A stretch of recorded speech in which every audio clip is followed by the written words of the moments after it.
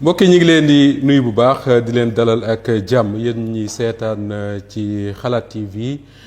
Solo Média wala Walf TV mais également yéen ñi déglu ci seen rajo Sud FM ñu am mbégte tey bu baax di ànd ak yéen ci waxtaan wu yaatu wuñ nar a séq ak Ousmane Sonko moom mooy président bu Assemblée nationale du Sénégal nekk également njiital parti bi di PASTEF. ak moom dinañ waxtaanee naturellement Assemblée nationale dinañ waxtaanee wàllu koom mais dinañ waxtaanee l'actualité politique du moment bala ma koy nuyu moom président bu Assemblée nationale dama leen ni àndal ak ñi nga xam ne ñoom lañ nar a seqal waxtaan wi tey bokk na ci Faty Abdou Ndiaye bokk ci Solo Média Fatou maa ngi lay nuyu dina dalal jàmm. merci beaucoup Moustapha maa ngi lay nuyu bu baax a baax.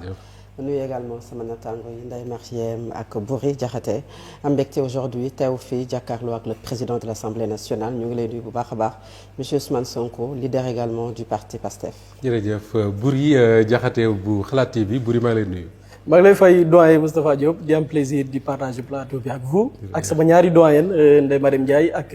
doyen Fatou Abdou Ndiaye di nuyu également le président de l'Assemblée nationale monsieur Ousmane Sonko. Ndeye Mariem Ndiaye bu Sud FM seen rajo Ndeye Mariem nuyu nañ la. Moustapha maa lay nuyu di la ziar di nuyu sama collègue yi nga xam ne ñoom laa bokkal plateau di ber tamit nuyoo bu am solo président wu Assemblée nationale di rafetlu teewaay bi tey jii ma toogal fi rajo Sud FM wante it toogal fi groupe Sud Communication. jërëjëf Ousmane Sonko président bu Assemblée nationale dañ lay bàyyi kon nga nuyoo ak ñi ñuy seetaan ci biir réew mi ak ci bitim réew bala ñuy commencer suñu waxtaan. jërëjëf Moustapha ñu ngi leen di jaajëfal di leen dalal jàmm yow ak say natango Ndeye Mariem Fatou Abdou ak Boury di am mbégte mun a seq ak ñeen jotaay et à travers vous seq ko mboolem seen peuple sénégalais bi di bég loolu ci entretien bi parce que dañu nekkoon ci dynamique ñu dañuy def une série d'entretiens ak aussi bien avec la presse étrangère qu'avec la presse nationale bi day bokk ci entretien yi ñu jagleel la presse nationale ñoom yaakaar ni buñ ci génnee dina am lu bari loo xam ne dina gën a leer ci gis-gisu askan bi kon ñu ngi nekk à votre disposition. jërëjëf bala ñuy sori ci waxtaan wi ñuy fàttali ne yaay njiitu Assemblée nationale bi nga fi installé wu ak léegi daanaka ci ñetti weer lay toll waaye seetlu bi mooy de ni journaliste yi di waxee l'actualité dafa déplacé wu jëm Assemblée lan moo ko waral dañu découvrir ci Assemblée ay pouvoir yu bees wala Ousmane Sonko mi jiite Assemblée moo waral coow li. waaw dañuy sant yàlla parce que Assemblée nationale dafa di pàcc bu am solo ci réew mi. bu ngeen seetloo bi ñuy def campagne élection législative yi am na interview bu ñu defoon vers la fin ñu ngi ko defoon Petit Palais ma nekkoon premier ministre à l'époque mais nekk en même temps tête de liste PASTEF mu am développement yu gudd yu ma waxoon ci solos Assemblée nationale jàpp nag ni bëri na ay pàcc yoo xam ne ba léegi Assemblée nationale jëmmalagu ko ñëpp jàppoon ni sax bu ñu génnee ci élection yi bu PASTEF gagné damay dem Assemblée muy woo nit sama bëgg-bëgg ci jamono jooju mais bi ñu waxtaanee ci biir parti bi li gars yi jàppoon mooy nañu gungewaat parce que fi ñu nekkoon ci primature am na lu ñu fa téewoon loo xam ne amoon na njëriñ ci réew mi loolu tax ñëw moon immédiatement fii ci assemblée.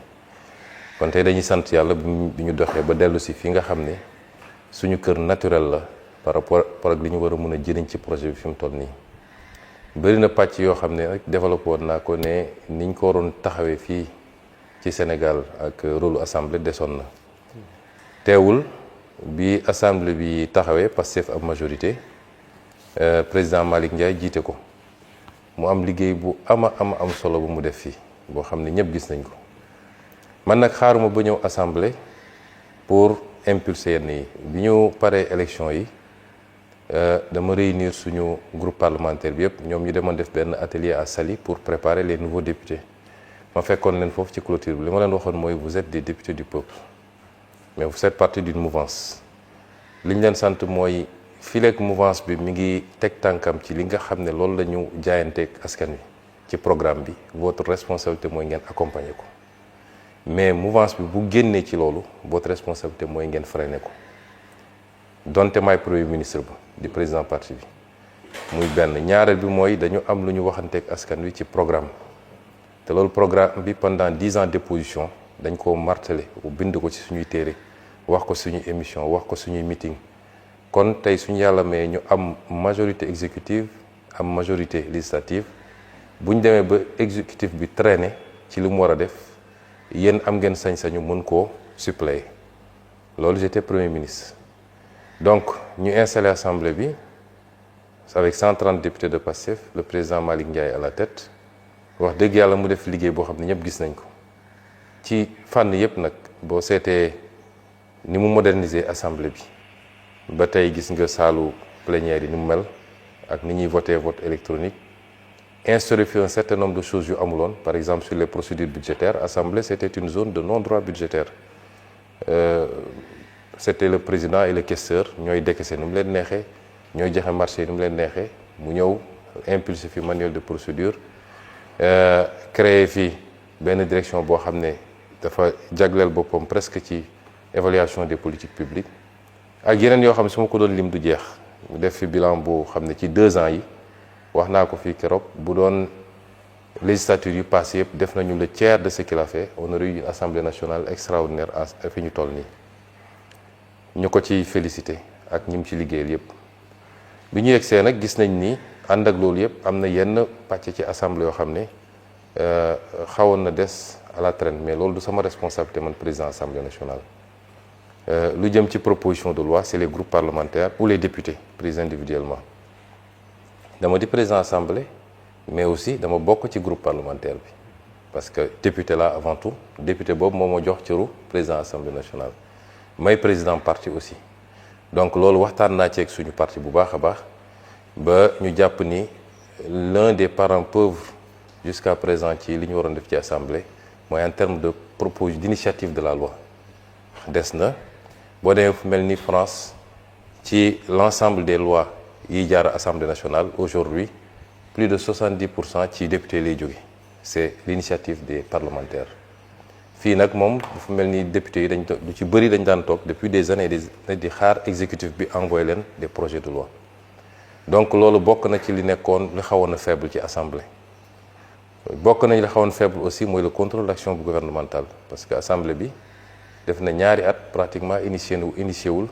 benn commission d'enquête parlementaire ça pose problème yàlla xam na ni y a de la matière dans ce pays yooyu député yi biñ ci waxtaanee jël nañu seen responsabilité effectivement am yu bëri yoo xam ne moom ñëw na mottali li fi nekkoon ba tey boo dajalee yooyu yëpp nag effectivement ça remet l'Assemblée au cœur du débat public et de l'action publique te loolu mooy rôle Assemblée nationale kon ñu ngi sant yàlla bi ñu mayee ñu ñëw mottali li fi ne woon et que ça ait pu permettre d'impulser une nouvelle dynamique à l'Assemblée nationale. Monsieur le Président ñu gis ne suñ ko waxee suñ ko waxul dundin mi cher na ci askan wi démb rek lañ yokk njëgu carburant bi muy lu bees loo xam ne dafa ñëw dolleeku ci kaw góorgóorlu bi yow bi nga nekkee primature am nga ay dogal yu am solo yoo jëloon ndax tey jii gëmoo ne dogal yooyu dafa diisoon ci gouvernement bi moo tax mu dellu ginnaaw wala boog lii dañ ko doon séntu. waaw xam nga jiiteem réew dafa war a am luy laytaay bi mooy am yërmande ci waa réew mi te décision booy jël rek na nga ci njëkk a seet l'intérêt général ou à défaut l'intérêt de la majorité de l'excellente majorité parce que c'est difficile nga am benn décision boo xam ne ça convient à tout le monde réew dafa xaw a doy waar mais lu mel ni nag njëg yi moom gisuma fu ñu naan wàññi nañu ñu ne am na ñu mu arrangé wu su dee wàññi bi lorul benn secteur économique mënuñ ne wàññi nañu ñu ne am na ñu mu lor donc am yërmande ci askan bi mooy nga bañ a jiital rek les statistiques et les chiffres ak liy jóge étranger ñu la koy essayer imposer pour mun la accorder des avantages loolu bokk na ci yéeg-yéeg bi jiit war a am ci réewam ci askanam dama wax fii ci assemblée nationale bi ma fi mujjee ñëw en tant que premier ministre ma am lu bëri lu ma wax ci affaire prix yi ci seeni stratégie nag dañuy dem dagg leen ci intéressé di essayer wax loo Ousmane Sonko lu mu waxul dama ne woon bu ñu demee ba mu métti ba ñu xam ni mënatuñu maintenir les prix tels quels boobaa nañu dellu si askan wi neen lii mënuñu ko maintenir waaye loolu yëpp am na lu ko jiitu ma waxoon nag li ko jiitu parti yooyu nañu dagg génne ko ci ñëw rek ne Ousmane Sonko annoncé woon na hausse des prix ça c'est de la malhonnêteté intellectuelle li ma waxoon mooy booy xool njëg yi nga jël njëg yi ñu yokk barki démb defe naa essence bi ak gasoil bi la te gëm naa ni leneen mun na ca topp parce que ba ñuy nguur-nguuri naan dañuy yokk njëg du tey jii daanaka bi ma génnee gouvernement ba léegi ñu ngi ci waaye li ñu doon wax mooy nañu préparer opinion bi nañu jàllale ay message buy jàll ci yenn presse yi pour préparer opinion bi ndànk-ndànk moo taxoon lenn ci ñoom sax commencé génn naan subvention bi jóge na 200 xaw ma 400 milliards dem 700 milliards te dara amu ci en réalité mais c'était un travail de préparation de l'opinion mais ci ñaari produits yooyu su ma ko jëlee comme exemple rek soo xoolee structure des prix bi dafa am plusieurs parties boo jiitee nag booy teg askan wi leen da ngay xool man état bi ban part laa jël ci sacrifice bi ñi nga xam ne ñoom ñoo yor mbir yi ñooy importer wala ñooy jaayaat ban sacrifice laa leen demandé doog a ne peuple bi tam ban sacrifice laa ko demandé mais ñoom bu ñuy def benn partie rek moo leen ci intéressé mooy lépp nañ ko xëpp peuple bi parce que soo jëlee essence ak gasoil li koy déterminer condition bi ngay approvisionné wu ban marché ngay approvisionné ak ñaata ngay approvisionné benn élément la capacité bi nga am yow pour raffiner par exemple beneen élément la te ñun Sénégal am nañ capacité raffinement ñetteel bi nga doog a ñëw nag ci structure prix bi naka lañ koy séddalee depuis kii importé grossiste ba marge détaillant bi mais nga dugal aussi lu am solo mooy les taxes parce que boo liggéeyee ci produit hydrocarbures Sénégal les taxes représentent entre 40 et 52% du prix c'est-à-dire ku dem jënd tey essence ñu ne la jaay nañ la ko 900 et quelque entre 45 et 52% daanaka taxe la mooy li état bi di jëlaat moo tax keroog may wax fii assemblée te indication yi laa joxoon ministre des finances ak ministre de l'énergie ne leen bu leen ma wax subvention bi kese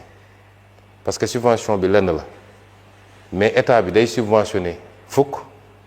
daal di encaissé taxe ñaari fukk donc daanaka subvention bi existé wul réellement parce que da nga koy neutraliser te soo libéré prix ne yokk naa prix taxe bi day yokk parce que les taxes sont calculées sur le prix donc l'État encaisse encore beaucoup plus ba pare teg ko ci consommateur bi suñu doxee tuuti mu ne subvention bi dafa bëri dama génne fii les statistiques wax naa ko fii keroog Assemblée nationale boo jëlee les subventions masalan soo jëlee 2021 état bi mi ngi subventionné à 212 milliards mais mi ngi taxé à 450 milliards donc différence bi c'est 237 milliards nga jël 2024 état bi mi ngi subventionné 467 milliards encaissé taxe 682 milliards soit 214 milliards d'écart en faveur de l'état soo jëlee 2025 état bi mi ngi subventionné 380 milliards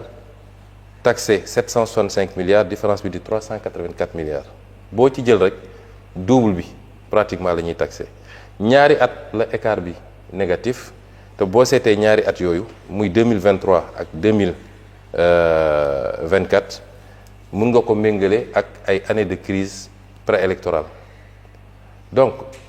boo bëggee retoucher les prix li jaadu mooy da nga naan d'accord taxes yi dama koy wàññi y a 4 ou 5 séries de taxes yuy dugg y a la TVA les droits de porte FCIB bi le fonds de soutien à l'énergie ak la taxe spécifique muy 5 taxes yoo dugal ci prix énergie bi ñun ñoo ëpp lu ñuy taxé dans l'Afrique de l'Ouest le prix de l'énergie donc moo joxoon teg ndigal ne léegi nañu njëkk a wàññi taxes yi boo wàññee taxes yi mun nga conséquemment wàññi subvention bi ñu xool ban équilibre lay joxe mais ñoom ils ne feront jamais ça te si je n'étais pas parti de la primature parce que man wàññi naa prix essence bi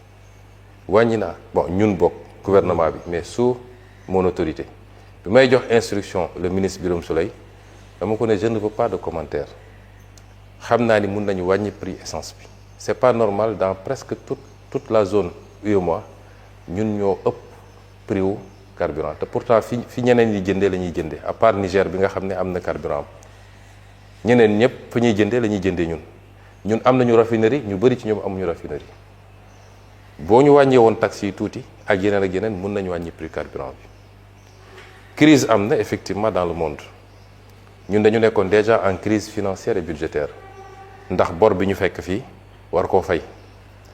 ñu ñëw guerre Moyen-Orient am beneen crise tegu ci mais ànd ak loolu yépp man gëm naa ni suñu defoon liggéey boobu ba pare amaana du ñu yokk mën na am sax dañuy wàññi et c'est ça qu'on attend des gouvernants mooy toujours na nga jiital yërmande bi nga am ci askan wi. maintenant su dee dafa am ay conditionnalités ñu leen di imposer de l'extérieur ñun de bi ñu fay nekk dañ koo bañoon ne ajustement ak restructuration ça se fera pas au détriment du peuple sénégalais te wax naa ko suñu conférence de presse jour bi ñu génnee gouvernement bi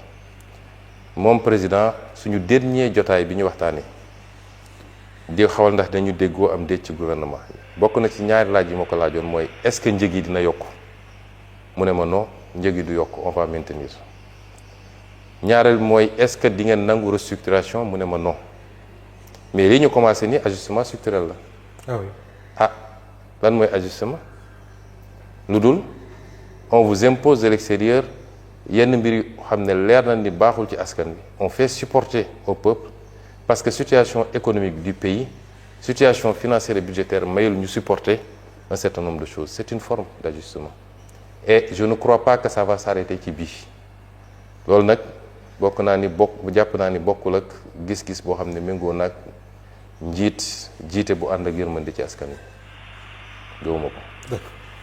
damay ñëw ci nekkinu askan wi bu weesoo njëg yi ak yenn yi nga xam ne mooy les prix dafa am tamit wàllu dëkkuwaay sonal sénégalais yi rawatina yenn ci ay barab yi nga xam ni arrêté woon nañ les chantiers am lu ñu leen diggoon. damay jël benn exemple muy le cas des sénégalais yi nga xam ni le plan d'urbanisme de détail muy PUD phase 1 bi nga xam ni concerné les zones Yeumbeul Nord Malika Tivaouane Peulh dafa amoon benn bataaxal ginnaaw bi la les impactés sollicité woon boo joxe woon ay ndigal. ñoo ngi ci mois de mai nga sàkk woon ci ministère des finances et du budget ñu régulariser ñi nga xam ne ñenn ñi seen i cas jot nañ leen recenser par les services de la direction générale des impôts et domaines gannaaw gi itam nga sant yenn ci ay ministres yu def li nga xam ne mooy topp gi mais dañu gis ni par la suite au mois de juillet boobu yaa ngi nekk premier ministre primature ki la wuutu génnee benn bataaxal boo xam ni dañu lancer une procédure bi nga xam ni dañuy def une main levée par rapport ak suspension de ces chantiers là concerner les mêmes zones même si ça concerne d'autres zones comme BOA hangar des pèlerins mais bi ma gën a intéressé mooy bi nga xam ne xëy na sénégalais yi nga xam ne dañu néew doole muy Guédiawaye Yeumbeul Malika Tivaouane Peulh ñu gis ni yenn ci ay impacté man am na ñu ma ci joto rapproché ñu ne ci PUD boobu noonu muy phase 1 bi gisuñu PUD mais aussi gis nañ ne am nañu tàmbalee liggéey ba ñu jot quitus de main levée mooy ñi nga xam ni dañ leen ràññee soit ay politique lañ wala soit ay boromi doole ay këru liggéeyukaay la ñu yor ñoom ba tey mënuñu démarrer seeni chantier est-ce que processus boobu noonu fekkoon na la primature wala bu fekkee ne am na ginnaaw gi yan mesure ngeen ci fas yéene jël en tant que président de l'Assemblée nationale parce que ça yaa ngi tudd mbiru commission d'enquête parlementaire. ban mois de juillet lañ def main levée bi juillet 2026 bon j'étais pas à la primature parce que da nga ne boobu yaa ngi primature juillet 2026 j'étais à l'Assemblée je suis venu ici au mois de juin ou mai donc j'étais plus à la primature damay fàttali nii bi ñu ñëwee man maa jël sama responsabilité taxawal ñaari commission benn bi nekk ministère des finances benn bi nekk primature pour ñu saytu lépp lu jëmoon ci li ñu def ci suuf si et loolu dafa àndoon nag ñu aj yenn lotissement yi liggéey bi def nañ ko ni ñu ko war a defee rapport yi génn na malheureusement bi ñu commencé exécuter rapport yi ci la li am ba ñu jóge fa gis naa nag bi ma fa jógee rek dafa mel ni gaa yàkkamti woon nañu commencé di def main levée générale moo tax commission d'enquête parlementaire ñëw parce que li ñu seetlu mooy lotissement yooyu yépp depuis bi ñu koy waajal au niveau des impôts et domaines ak services yi ci intervenir yépp la plupart du temps muy l'urbanisme muy les différents services des impôts et domaines ba ni mu demee CCOD ak niñ ko génnee ba commencé séddale amu ci la à 90% respecté wul la loi à 90% dafa jalgati la loi loolu nag baax na commission d'enquête parlementaire saisiru ci paraxe bi ñu gaawantu bi ma fa jógee commencé di def ay main levée ak di bëgg a séddale mën na bokk ci li justifier ay député ne nañu gaaw def commission d'enquête parlementaire ànd ak nag am na lu ciy lënt ba léegi mooy bi ñu dajalee li ñu war a def commission d'enquête parlementaire yëpp yooyu nga tudd yëpp ci la bokk yoon li mu wax mooy da ngay saisir le ministre de la justice mu wax la est-ce que am na procédure judiciaire yu ci am moom daal nee na lotissement BOA hangar pèlerin ak Eogène 1 ak 2 yooyu am na benn procédure bu ci commencé au niveau du pôle judiciaire financier ba daanaka rapport bi pare na xam naa ni lotissement yooyu gars yi tegoon nañ ci bët lool nag te xam naa ne am na enjeu yu ci am mais si c'est des stratégies pour contourner it du tee lañ ci war a def dinañ ko def parce que rapport yi heureusement man j'ai tous les rapports xam naa lañ fa def lépp nag on va voir yan mesures lañ fay poser te nag kenn ku ne na xam ni lu yàggul jarul def yenn yi parce que dans tous les cas la ñu diglante woon ak Sénégal yi dañ ko def su dul tout de suite nañ ko def plus tard boo ci génnee boobu yeneen lotissement yëpp nag nee nañu amul procédure bu ci taxaw ce qui fait que les commissions d'enquête vont commencer commission d'enquête yàlla yoon da koo jox ay pouvoirs yu élargi commission d'enquête mën na entendre ñëpp tous les gens qui sont concernés directeur général simple agent ministre ñëpp commission mën na leen entendre ba ci les privés yi nga xam ne impliqué nañ ci commission d'enquête mën na leen entendre fii ci règlement intérieur bu bees bi may nañ commission d'enquête sax mu def ko des audiences publiques diffuser ko sénégalais yi xam li xew commission d'enquête mën na def des réquisitions à toutes les institutions publiques comme privées bancaires ak yëpp pour am les informations yi mu war a am commission d'enquête mën na saisir le procureur bu dee dem na ba gis ay infractions ay faits yoo xam ne susceptibles d'être qualifiés d'infraction pénale mën na saisir le procureur kon outil la boo xam ne yéex nañ koo yëkkati parce que quasiment lu justice mën a def à part àtte commission d'enquête mën na ko def te rapport am mën na continuer dem ci àtte ba ci haute cour de justice bii nga xam ne fii la nekk parce que commission d'enquête mën na constater loo xam ne concerne na ay autorités ñu voté fii résolution c'est mu dem directement haute cour de justice donc cër yu am solo la yoo xam ne assemblée nationale am na ko te dañ ko yéex a déclenché donc le non respect des PUD effectivement joxewoon naa ay instructions parce que injustice baaxul c'est vrai il y a la loi il y a le code sur le domaine de l'État il y a les décrets yi fi am mais ñëw fekk ay populations yu nekk fenn depuis très très longtemps peut-être maîtriser wuñu le code comme ñeneen ñi niñ ko maîtriser xamuñu les tenants et les aboutissants nga am ay hommes d'affaires yoo xam ne parce que am nañu leurs entrées et leurs sorties wala ngemb na ay politiciens ngemb nañ leen wala sax ñuy prête non ay politiciens ñu xëy rek fa nga yaroo màggee fa ñu ne la dagg nañu fii fépp léegi diw am na ci nangami hectare diw am na ci nangami mètre carré yéen ñi fa dëkk gisu leen dara neew ñu ñooñoo ko moom neew ñu ñoom lañ ko war a jox yépp mais xanaa kay nga am noo organiser ba am may leen un peu d'espace de respiration léeg-léeg ñu dagg ba aire de jeu sax du am foofu fu ñu mën a defee lieu de culte sax du fa am yooyu dafa war a jeex ci Sénégal bi ñuy bloquer affaire yi loolu bokkoon na ci lu tax soo jëlee Wakam c'est un village traditionnel yàgg nañ joytu ne amuñu sax aire de jeu bu ñu mën a defee benn stade pourtant am nañu équipe bu demoon ba première division joxewoon naa fi instruction pour que li ñu leen bëggoon jox Eogène ñu mën koo jot mais bi ñu demee ba gis ne Eogène am na problème à la fois physique et juridique dama ne ancienne piste bi am na benn 10 hectares bu fi ne woon ma jox instruction ministre de l'urbanisme ne leen xool leen foofu nu ngeen fay génnee 2 à 3 hectares pour que ñoom ñu mun a am bërëb bu ñu tàggatee yaram kon yooyu il faut que ñu koy intégrer dans la dimension les commissions d'enquête parlementaire ci sujet bi di sujet foncier bi comme tous les autres sujets dañ ci def seen liggéey boobu mat sëkk incha allah da ngay gis suñu ne commission d'enquête parlementaire ay nit di wax rek soi-disant société civile ak yooyu ñii naan na justice saisiru en fait dañu bëgg a protéger ay nit parce que loi dafa ne dès que la justice se saisit la commission d'enquête est dessaisie léegi nag ñoom su ngeen fàttali ko en 2024 bi coow li amee fii avec le conseil constitutionnel ñii naan corruption am na ñii naan corruption amul assemblée dafa voté résolution fii pour def commission d'enquête parlementaire mais il y avait une plainte boobu moo bloqué lépp kon ñii di wax soi-disant société civile yu demee noonu dafa am ku leen di wax loo am na ay nit yu ñu bëgg a protéger moo tax ñu naan nañ ko jëlee ci assemblée yóbbu ko justice mi ngi fi boobu ba léegi deful liggéey bi wala saisiruñu ko pour mu def ko wala amul élément yu mu ko defee li ne ci loxoom it ma nga fi depuis boobu ba léegi déggaguñu ay conclusions wala des renvois wala non-lieu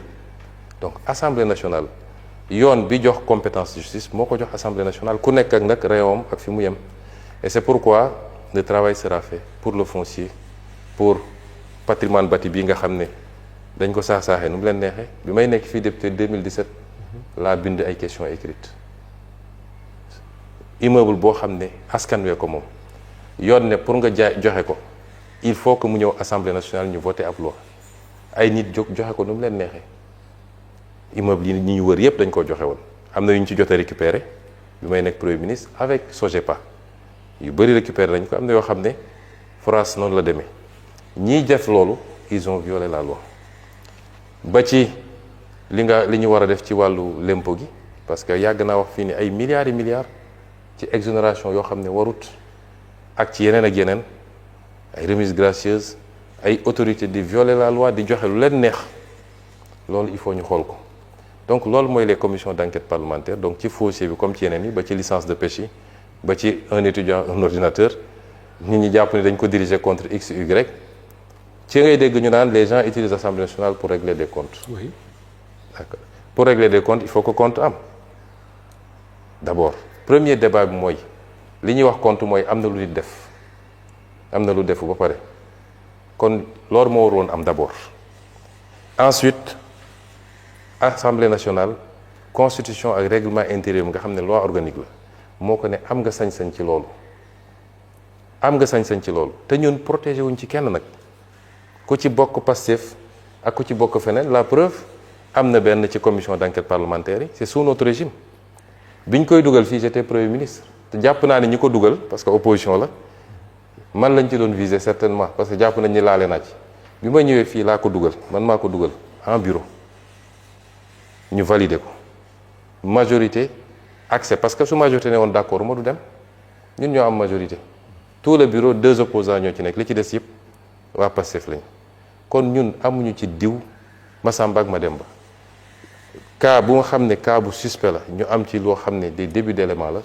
nañ ci def commission d'enquête parlementaire. Et justement par rapport au bâtiment bi nga xamante ne Boury mi ngi koy wax tout à l'heure bi nga yegsee juste après bi nga nekkee premier ministre bu Sénégal daanaka dogal yi nga jël bokk na ci arrêter tous les chantiers le secteur du BT a été très affecté pendant 2 ans presque le secteur du BTP est à terre est-ce que c'était une décision bien réfléchie xalaat nga ko bu baaxoon. non loolu bloqué wul le secteur du BTP le secteur du BTP loolu bloqué wu ko parce que amul kenn koo xam ne yor nga ay kayit en règle parce que man le travail que j'avais demandé ça a duré quelques mois après la ñu commencé di libérer di joxe les quitus ma joxe instruction waa DGESCOS ne leen ku remplir les critères ma génne benn circulaire ne ku remplir les critères ku ñëw andi papier bu wane ni moom terrain bi te joxuñu ko juróom wala fukk wala ñaar fukki terrain mun ngeen ko defal mainlevée mu dem liggéey parce que lan mooy problème bi da ngay gis kenn koo xam ne parce que bokkoon nga ci ancien régime bi wala parce que am na loo séq ak diw ñu dagg lotissement fii Wakaam jox la loo xam ne boo ko dajalee mat na 1 hectare ou 2 hectares jox la ci 10 terrains 15 terrains 20 terrains loolu loi da ko interdire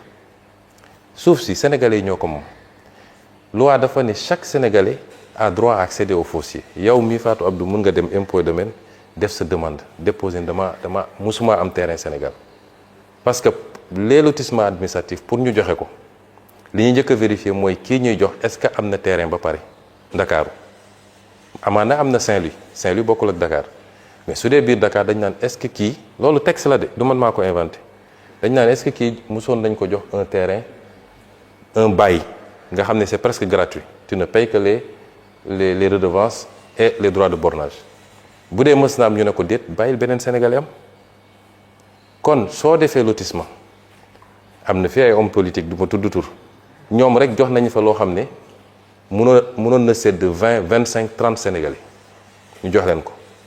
loolu ça pose problème man leen donc képp koo xam ne mi ngi ci lotissement bi benn attribution la am vérifier ngeen première attribution am la def leen main levée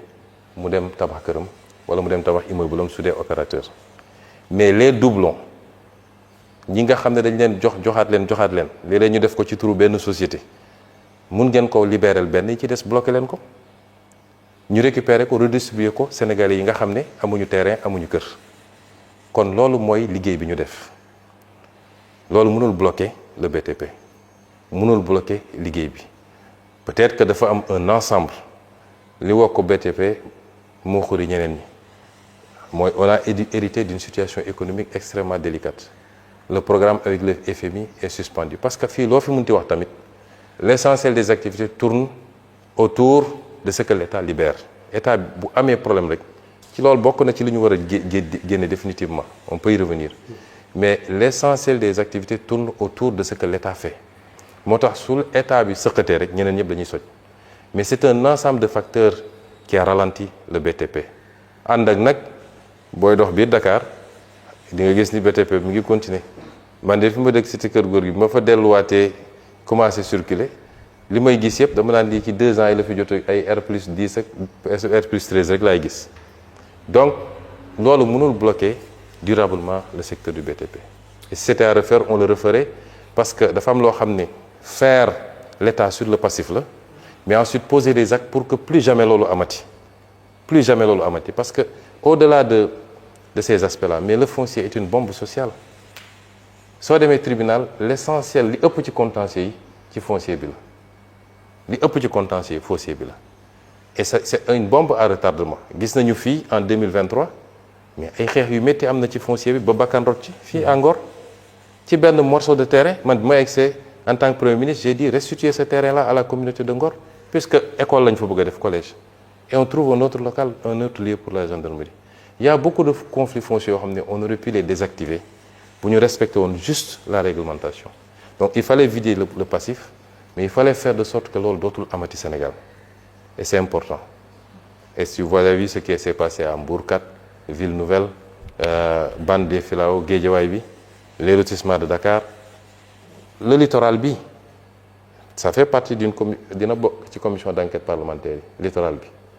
gis nga am na benn zone bu nekk fii wetu clinique bi nekk ci corniche bi comment s'appelle la clinique c'est pas Bellevue soo demee ba wetu Mermoz d'accord. il y a une clinique booy wàcc noonu ci contrebas bi en face la maison de Senghor ok vous allez voir benn bayal bu mag bu nekk foofu je l'ai fait bloquer parce que dañ ko tongtonge et moi j'ai considéré que loolu il faut restituer ça aux Sénégalais ils ont besoin les Dakarois ont besoin d'avoir des espaces il faut que ñu aménager ko mu doon un espace récréatif conditions yi ñu ko tongtonge respecté wuñu la loi à la base da nga gis ku ñu defal titre foncier directement bàyyi titre foncier alors que tegagul une brique pour nga remonter ba gis ban CCOD moo ko def ça c'est quelquefois très difficile yu mel noonu bëri na ci et si c'est à refaire je le referai 1000 fois parce que réew dafa war a dox ci ñaar benn bi mooy ñu respecter les lois qu'on a votées ñaareel bi mooy lu ñuy def nañu xam ne nous sommes 17 millions de Sénégalais accaparement akimo ñenn ñi parce que jege nga kilifa politique wala sax prête non kilifa politique nga ñoom ñooy jël lépp wër nag di ko jaayaat da ngay gis ku ñu jox gratuitement un bail mu am ay rabatteur ñu génneel ko léegi mu jaay à 70 millions 100 millions boo ci defee 10 terrains am nga pratiquement 1 milliard. Et ça pose problème. Et dañu ñëw ci fonds politiques ou fonds spéciaux ça occupe le débat depuis ay weer wala sax ay at a ngi nii parce que Ousmane Sonko opposant ci benn déclaration wax na ci fonds politique dafa xaram benn nit waru ko jëfandikoo ba jël exemple jaaykatu gerte caaf bi nga xam ne dërëmam ak ñaar dërëmam moom la ñu dajale mu nekk fonds politiques et spéciaux Ousmane Sonko bi mu nekkee premier ministre ci ab déclaration aussi ñëw nga ci fonds politique yooyu nga xam ne yenn saa yi am tuuma yu jóge ci nit ñi dem ci yow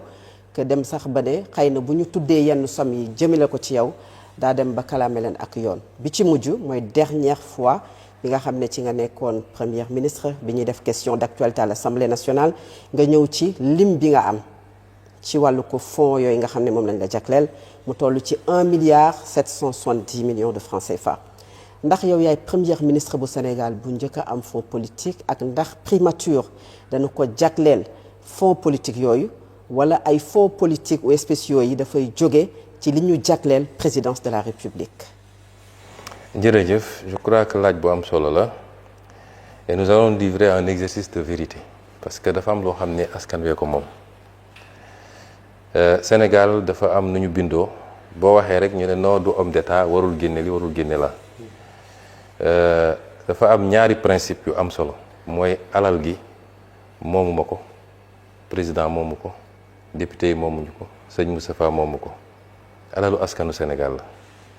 dama fàttali keroog ci màggal gi benn wax bu sëñ Cheikh Gaynde Fatma waxoon ni nit ñi da ngay jël ci ñoom liñ mën mais dugal ko fi ñu xam loolu transparence weesu loolu et c'est ça le budget de l'État le budget de l'État ci Sénégalais yi la ñuy jëlee seen lempo loolu il faut Sénégalais yëpp xam ko c'est Sénégalais ñenn ci ñun ñàkk a xam état moo tax dañu jàpp ni buur moom moo tax dama naan toujours suñu sociologue yi am nañu liggéey terme buur dañ ko fi war a bannir parce que un président n'est pas un buur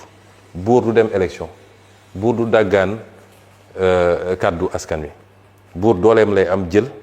toog fi ba kenn ëpp ko doole jële ko fi donc ñun république la ñu nekk dañuy fay l'impôt assemblée nationale mooy consentir l'impôt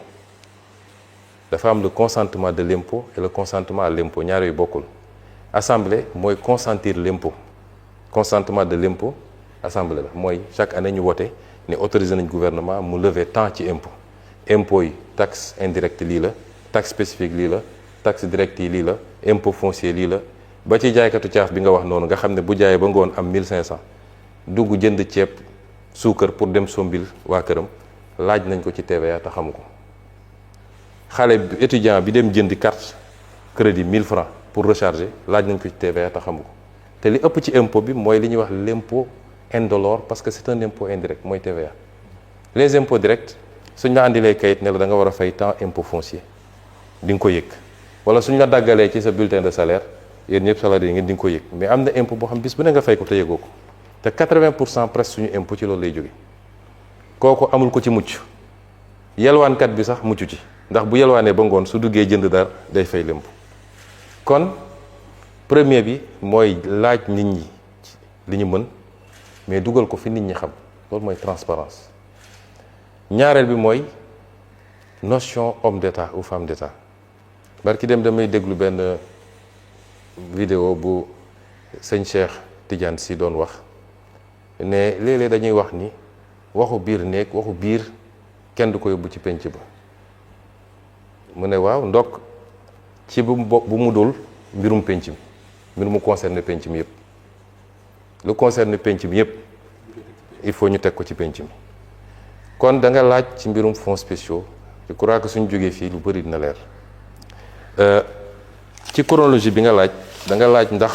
damay wax d'abord fonds spéciaux fan la jóge ci suñu programme ñun suñu programme bi ñu duggee politique 2014 la ñu commencé wax ci li jëm ci sénégalais dañu doon wax caisse noire oui caisse noire li tax ñu ko wax caisse noire mooy lu kenn amul visibilité c'est noir dafa lëndëm fonds spéciaux li tax ñu naan caisse noire mooy yoon moo ne kenn du ko contrôler kenn du ci rendre compte kon dafa lëndëm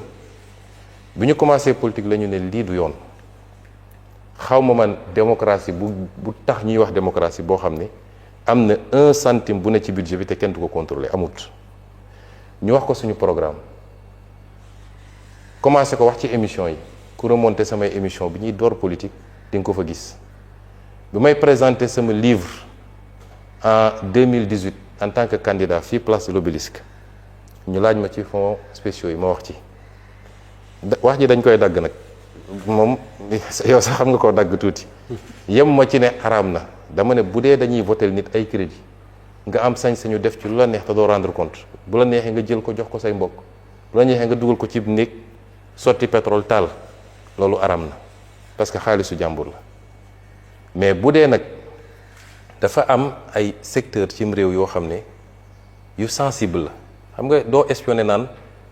Sénégal bind na temps ci budget parce que day espionner un pays étranger réew moo gis am na ay services de renseignement partout dans le monde mais loolu doo ko bind ci budget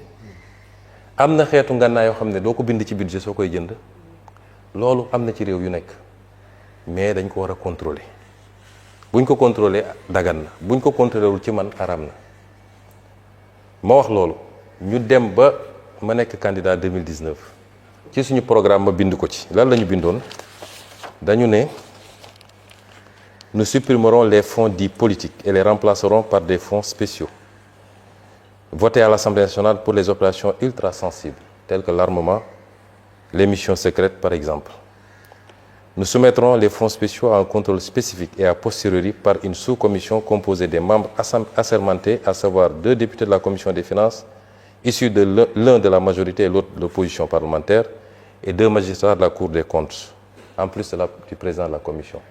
Ça, c'était mon programme Jotna 2019. Gis nga ni ñu ko bindee nii lañ ko bindewaat ci programme Diomaye 2024 parce que suñu programme Jotna mooy programme Diomaye 2024 daanaka amul lu ci soppiku kon lii dafa dépasser la personne de Diomaye ou la personne de Sonko. Ça concerne le parti Pastef ak li muy bëgg-bëggam ci transparence parce que li tax sénégalais yi bëgg Pastef lan la mooy li ñu yaakaar ci ñun transparence njub moo tax ñu bëgguñu alors loolu mooy premier élément bi ensuite ñu ne il faut ñu contrôler ko boo demee fu mel ni France am nañu ay fonds spéciaux président de la République France amul fonds spéciaux du gérer fonds spéciaux primature moo am fonds spéciaux en France ñoom bi ñu doxee ba ci yàgg dañ ne mënuñu jël et le premier ministre ne gère même pas les fonds spéciaux c'est son secrétaire général qui gère les fonds spéciaux en réalité mais ñoom bi ñu demee ba 2021 seen loi de finances rectificative 2021 dañu dugal article 154 en France lan la ñu wax dañu les dépenses faites sur les fonds spéciaux inscrits au programme intitulé coordination du travail gouvernemental sont examinés chaque année par une commission de vérification chargée de s'assurer que les crédits sont utilisés conformément à la destination qui leur a été assignée par la loi des finances. Les services destinataires de ces crédits tiennent compte d'emploi des fonds, ainsi de suite. Gudd na mais après ñu ne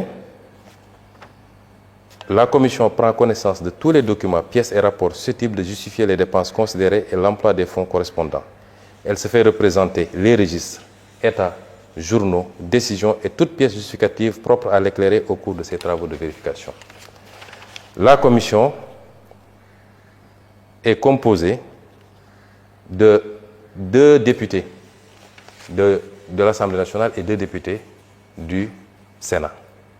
France ñooñu ëpp doole foofu ëpp ñu alal ëpp ñu leen depuis 2001 ils ont inséré dans leur loi de finances que dañu war a contrôler les fonds spéciaux et depuis lors les fonds spéciaux sont contrôlés par une commission boo xam ne day prêter serment boo xam ne elle est soumise au secret absolu mais dañ koy contrôler. ay députés ak ay sénateurs. ñoo ci nekk. Ensuite nga ñëw Sénégal fonds spéciaux fonds politique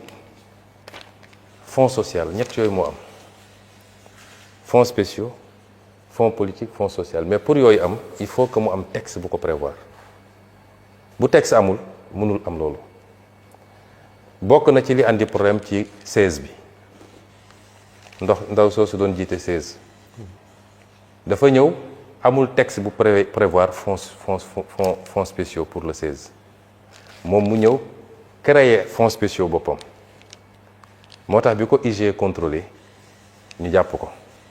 ne dafa créer 3 comptes viré ci lu mat 2 milliards 136 millions en parfaite irrégularité ñu ko koy retirel di ko jox en main propre loolu moo nekk ci rapport IGE bi amul texte bu ko prévoir bu doon dafa am texte bu ko prévoir IGE bu ñëwee wala Cour des comptes duñ ko xool parce que amuñu droit bi loolu mooy andi problème bi moo tax biñ ñëwee man rapport IGE yi ñëw amuma ci Massamba amuma ci benn ma dem ba ni mu ñëwee laa koy transmettre justice j'ai transmis ça n'a pas plu à tout le monde président sax bind na ma ci ma tontu ci waaye du ma dugg ci détails yooyu ça n'a pas plu à tout le monde et c'est des faits graves on va voir fan lay mujje parce que dafa mel ni dëkk bi moom bi ngay wax mooy conseil économique social et environnemental d'accord loolu mooy problème mu conseil moo fi nekkoon moom la ñu ko épinglé c'est la seule présidente li andi problème bi loolu la am na yeneen yu ci dugg nag mais du ma ci dugg fi du ma ci dugg ci détails yi fii ci lenn ci li may boole ak président parce que dama bëgg Sénégal yi xam ni man président politique boolewu ma ak moom créer parti boolewu ma ak moom na créer 50 000 partis loolu terewuñu nelaw li ñu boole c'est les questions de transparence les questions de souveraineté yi nga xam ne mooy le fondement de notre action politique bref ensuite dama ne il faut texte prévoir ko ñu dugg ci primature balaa ñu dugg ci primature ma dugg ci primature dama ne nit ñi nee nañu primature amul fonds secret c'est faux primature dafa am fonds secret boo xam ne fonds boppam la bu bokkul ak président de la République lii c'est le décret 2004-1186 portant création et fixant les règles d'organisation de fonctionnement du programme de gestion de la paix en Casamance. C'est un décret de 2004 Abdoulaye Wade moo ko signé woon. C'est important ma wax ko parce que comme ils sont toujours de mauvaise foi bu ñu nee règles d'organisation et de fonctionnement du programme de gestion de la paix en Casamance rek ñu ne gis ngeen affaire Casamance la def dafa créer fonds man mosuma créer fonds 2004 la ko Abdoulaye Wade jël décret bi mi ngi nii.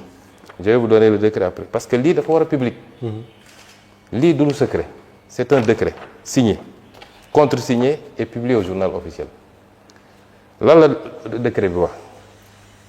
il est créé au niveau de la primature un programme dénommé programme de gestion de la paix en Casamance. Le programme placé sous l'autorité du Premier ministre est dirigé par le chef du service de l'administration générale et de l'équipement de la primature. Pour la mise en œuvre de ces activités, le programme dispose des ressources publiques de l'État sous forme de crédits inscrits au budget de l'État. Il est institué une procédure spéciale de mobilisation des crédits du budget de l'État destinés au fonctionnement et aux activités opérationnelles du programme. Les fonds correspondants sont versés dans un compte bancaire ouvert auprès d'un établissement bancaire de la place sur la base d'une demande du responsable du programme adressé au ministre chargé des Finances. ñu teg ci nag te fii mooy problème bi. Par dérogation aux dispositions du décret numéro 2003-101 du 13 mars 2003 portant règlement général de la comptabilité publique, les dépenses prévues pour le fonctionnement et les activités opérationnelles du programme ne sont pas justifiées en raison des nécessités de défense liées à ces opérations. Lii foo dégg ñu ne fonds spécial war na am décret bi ku amul décret bi loo def yaa ngi koy def en violation de la loi donc ñi taxaw ñépp ne primature amuñu fonds xam nga mag war naa moytu di wax lu mu xamul xam naa nag ay nit a leen di manipuler di leen informer mais il y a un fonds secret à la primature boo xam ne c'est prévu par un texte un décret signé par Abdoulaye Wade contresigné par Macky Sall en 2004 donc primature am na fonds mu des nag fonds yooyu naka lañ ko gérer dinaa leen jox tous les détails aujourd'hui parce que transparence la sañu wax nekk ci télé ak rajo yi di wax dégg naa sax barki démb kuy wax naan ay waxu kumpa ak yooyu foo dégg ku la wax loolu rek mbuxum la ñu bëgg ay mbuxumkat lañu kumpa tekkiwul ni dañ lay jox alalu réew mi nga pasare ko jox ko ku la neex ak nu mu la neexee loolu bokkul ci kumpa alors ñu ne léegi ni mu amee primature la amee présidence de la République lan mooy fonds la présidence de la République a un fonds de 7 milliards 956 millions te lu ñuy nëbb Sénégal dañ ko war a xam 7 milliards 956 millions 296 mille 2024 fonds bi egg na 11 milliards et quelques 2024 bi waaw lan moo ko waral mooy bi ñu yegsee président dafa ne bi mu ñëwee fekk na ki ko fi jiitu woon vidé fonds bi yëpp kon moom fekku fi fonds lu mel noonu am na primature te dinaa ci ñëw loolu tax li assemblée nationale proposé am solo bañ yu mel nii amati mooy nañu xam fonds bi fan la dugg donte une commission restreinte et secrète qui prête serment moo koy vérifier mais ñu bañ a may nit ñu ne jox nañ la 7 milliards wala 3 milliards wala 2 milliards nga mun koo vider nu mu la neexee yow dem politiquer ko wala jëndi say immeuble looy demee noonu loolu moo tax li ñu proposé am solo ñu ne 2024 bi ñu ñëwee ne nañ fekk ñu fi dara te foog président am ay fonds ma préciser aussi que ñun waxuñu fonds warul am dafa war a am dama gëm sax dañ ko war a yokk mais na transparent rek ñaar yooyu bokkul fonds bi dafa war a am muy fonds sociaux yi muy fonds à vocation sociale muy les fonds secrets parce que ma jox la ay misaal yu ndaw les autorités sont saisies régulièrement mais dinaa ci dellu si après ci ay cas sociaux yoo xam ne mën na laaj intervention am na nu ñu ko mën a organiser nag ba du doon affaire u président de la République wala affaire u premier ministre parce qu'on a un ministère dédié en réalité et c'est pourquoi ma préciser ko aussi cette loi qui a été proposée sur les fonds sociaux il y a une deuxième loi qui est sur ma table dama bañoon embouteillage am boobu c'est sur bi ñu proposé pour les fonds secrets am na une deuxième loi pour les fonds spéciaux les fonds sociaux du moins am na une deuxième proposition boo xam ne certainement d'ici semaine prochaine bureau assemblée nationale dina ko examiner donc présidence am na ay fonds primature am ay fonds mun naa la jox les fonds de la primature 2012 ba tey ji ñi ne amul woon 2012 il y a eu 2 milliards 960 millions sur l'année 2013 1 milliard 930 2014 540 millions 2015 2 milliards 028 2016 2 milliards 772 2016 2017 2 milliards 502 2018 2 milliards 190 2019 2 milliards 061 te boobu supprimé woon nañu primature su ngeen fàttali ko mais secrétaire général du gouvernement lañ doon affecté les fonds te dina am beneen incongruité bu may andi 2020 foofu la am lu bizarre parce que 2020 daanaka egg nañu 5 milliards 745 millions 2020 2021 1 milliard 450 2022 1 milliard 225 2023 1 milliard 122 2024 man li ma concerné c'est 1 milliard 150 millions mais dama ñëw sama DAGE bi ñëw ne ma fekk fa ab DAGE ma ne gars yi utal leen ma DAGE bu jub bu gëm yàlla may ut ba am koo xam ne am naa yaakaar ci moom ma andi ko nommé ko ñu toog tuuti mu ñëw gis ma ne ma y a un problème ma ne quoi mu ne ma entre mars et avril ils ont pompé plus de 3 milliards ci compte fonds spéciaux wu primature bi. mars avril boobu ñu ngi ci jëm ci période électorale. juste avant. oui et juste après. juste après. ma ne ko woowal DAGE bi fi ne woon nga laaj ko mu woo ko DAGE bi ne ko demandez à votre actuel ministre des finances muy Cheikh Diba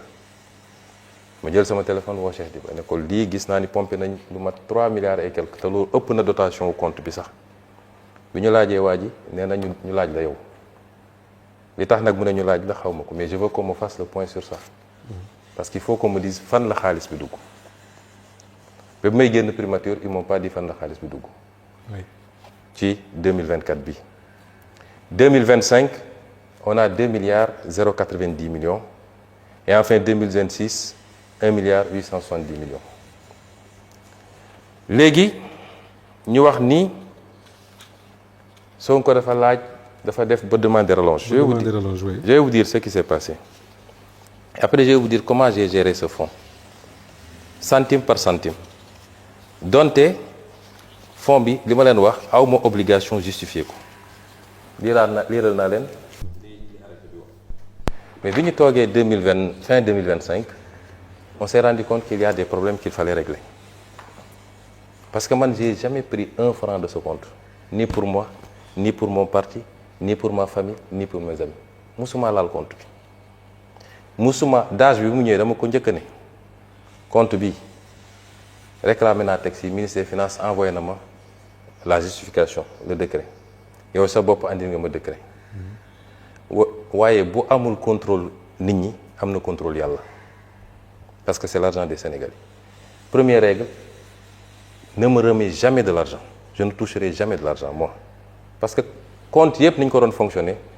mooy premier ministre fa ne wala président assemblée fii fonds sociaux la am amul ay fonds secrets dañuy yëkkati un montant chaque mois jox ko moom nag mu xool nu mu koy kii su soxlaatee ne jox leen ma ne ko je ne toucherai jamais un franc bu mës a ñëw ne ma 10 millions ngi nii wala 20 millions ci sac teel lu ñu war a def na am traçabilité ba ci les dépenses sociales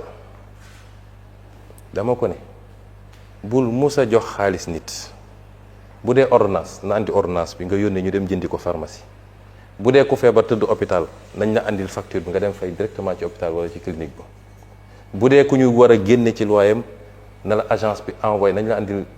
commandement agence bi nga dem fay parce que nous sommes tous sénégalais. nit mun na créer dossier médical fekk dara jotu ko nit mun na feebar sax nga jox ko xaalis liquide mu dem régler ko leneen continuer ak feebaram ma instaurer des lois bi ñu demee ba fin mi 2025 ñu gis ni y a des gaps ma bind ma ne le secrétaire général du gouvernement ma ne ko bindal le ministre des finances nga ne ko dañoo soxla ñu yokkal ñu parce qu'il y a des urgences. Les urgences c'est quoi? La primature est confrontée à un certain nombre de dépenses dont la prise en charge nécessite inscription dans la prochaine loi de finances rectificative. Ces dépenses doivent couvrir 940 560 000 destinés à l'acquisition de véhicules auprès de l'Office national de recouvrement des avoirs. Parce que dama toog bi ma ñëwee primature ba bi ma fay jóge daanaka jënd may oto ñun ay épave lañ fa fekk ay oto yu màgget parce que bi ñu supprimer primature tout le patrimoine de la primature dañ ko tasaare woon man bi ma ñëwee affaire étrangère ñoo ma jox oto bi ma doon circuler sama waa sécurité damay génn ak ñoom di dem Touba wala dem fii ñu paan ci autoroute la Touba bi ñu wax ma leen du ma jënd oto parce que la situation du pays ne le permet pas ma toog ñu ne ma ONRAC l'Office national de recouvrement des avoirs criminels am na ay oto yu ñu saisir yu bëri yu bees tàq dañ koy jaay te oto bi ci nekk presque moitié prix lañ koy jaayee ma ne loolu c'est intéressant ma si yàgg ma ne daaj man daal xaalis biens yi ñu nangu ci ay nit dama ko xaw a seexlu mu dellu si ne ma yow ñun buñ ko jëndul keneen na koy jënd rek ma def calcul bu gàtt ma ne bien bi su ma ko jëndee permettre naa état am ay véhicules mais xaalis bi delloo naa ko ci état parce que ONRAC bu ko jëlee trésor public la koy delloo muy un montant de 940 millions pour 27 véhicules neufs des 4x4 mun naa la génneel cotation auto bu nekk mi ngi nii boo xam ne ONRAC moo ko def ma ne léegi passer par les procédures ba ñu am li ñu war a am yépp ils sont passés par les procédures ñu am délibération conseil d'administration ONRAC bi ñu notifié ñu ko ci la ñuy doog a jël auto yi pratiquement bi may jógee primature la ñuy livrer auto yi jotuma ko sax séddale muy 940 millions. Ensuite, 87 millions pour la couverture budgétaire du marché relatif à l'évaluation et l'audit technique et financier du programme décennal de gestion des inondations. 100 millions liés à la prise en charge des activités du comité de commémoration du massacre des tirailleurs sénégalais de Thiaroye 44. Et enfin, 300 millions destinés aux travaux de remise aux normes du building administratif dans le cadre des dépenses liées au dédouanement et à l'installation de certains équipements. boobu amoon nañu fi sax début d'incendie encore fii ci building bi yàggu la ñu ne ñu il faut ñu terminer liggéey bi parce que gis ngeen conditions yi ñu ko récupérer c'est ça li ñu demandé augmentation amu ci dërëm boo xam ne te lépp ay facture la bu ñu jógee ci loolu ma wax leen léegi les fonds de la primature dama wax le DAGE ma ne ko 15 bu ñuy génne donte kenn du ko contrôler dama bëgg mu am traçabilité tey je lance un défi dégg naa ay waa société civile ne on demande ñu wax ñu rendre public fonds wu primature pourquoi commencé wuñ ci présidence de la république xam nga mauvaise foi weesuwul loolu Sénégal nit ñi doy nañu waar jiitaluñu yàlla ci leen dañuy cibler benn nit bëgguñu ko parce que man awma affaire ak ñoom en réalité man fricoté wu ma ak ñoom jëflante ma ak ñoom parce que dama nekk ci sama siège ñu nekk seen siège am ñoo xam ne musuñoo dem ne peuple bi faites-moi confiance confiez-moi le pays mais jàpp nañ ni ku toog ñoom ñoo war a diriger ñoom ñoo la wax naka ngay yore réew mi loolu nag ce sera pas avec Ousmane Sonko loolu tax nga gis seen il ne me supporte pas mais tant mieux mais ku naan kay tu veux la transparence sur les fonds commencez par le plus gros fonds et je lance un défi ici nañu teg disposition bi ne les fonds ne sont soumis à aucune justification nañ ko lever ñu jël les 10 dernières années les fonds de la présidence les fonds de la primature ñu ñëw ñu andi IGE wala Cour des comptes mu càmbar ko je serai le seul à justifier chaque centime fan la dugg dégg ngeen fii ñu bëri bi ñu leen ne fan nga jëlee xaalis dañ ne dama doon gérer ay fonds gérer fonds taxul nga am xaalis parce que fonds bi donte ne nañ duñ ko contrôler mais dafa am lu ko jublu woon mooy na dellu ci njëriñu askan wi c'est pas pour nga dugal ko sa poche wala nga may ko say mbokk wala nga dem defee ko politique donc je lance un défi na ko peuple bi demander exiger ko ñu ubbi un audit des fonds muy fonds politique muy fonds social fonds secret wala fonds spéciaux muy les fonds politiques lépp ñu audité ko man Ousmane Sonko du am fukki dërëm boo xam du ma justifier fan la dugg avec pièce à l'appui. Donc loolu je tenais à le dire maintenant c'est une opportunité ma wax ko fii peuple sénégalais moo war a réclamer parce que débat bi day am ñoo xam ne dafa mel ni ñoom moom Sénégal quelques membres de la société civile quelques politiques la question elle est très simple peuple sénégal est-ce que bëgg na ñu continuer di jox ay nit xaalis boo xam ne kenn du ko justifier wala bëgg ko moom président de la république moo taxaw fii ne dañu war a contrôler les fonds secrets tey muy ñëw di invoquer ay c'est du domaine du règlement ay on veut me priver de ceci déedéet bu dee transparence rek moo ko tax a jóg la loi bi député yi dugal fii dañu ne fonds bi warul financer activité politique warul financer enrichissement personnel li tax fonds bi jóg nañ ko yemale ci loolu loolu kan la mën a gêner tout le monde devait applaudir ma daaneel nag ci benn jeunesse bu ndaw parce que dañ naan dafa dem ba jógee primature doog a wax affaire fonds yi fii fekk naa fi des fonds sociaux qu'on est en train d'encadrer que El Malick Ndiaye avait déjà encadré parce que bu njëkk bi weer wu ne dañ doon génnee ci liñ ma expliqué fii 40 millions yi ñuy teg ci loxo président assemblée nationale pour boppam ak 25 millions yoo xam ne pour mu jàppale cabinet bi El Malick bi mu ñëw def ko dindi delloo fonds yi ci trésor su ay demande amee ñu xool ko suñu validé ñu jaar ci procédure yi joxe kon man d'abord xaaruma ba jóge fa bi ñu toogee rek j'ai dit au président am na engagement yu ñu jël il faut ñu respecter ko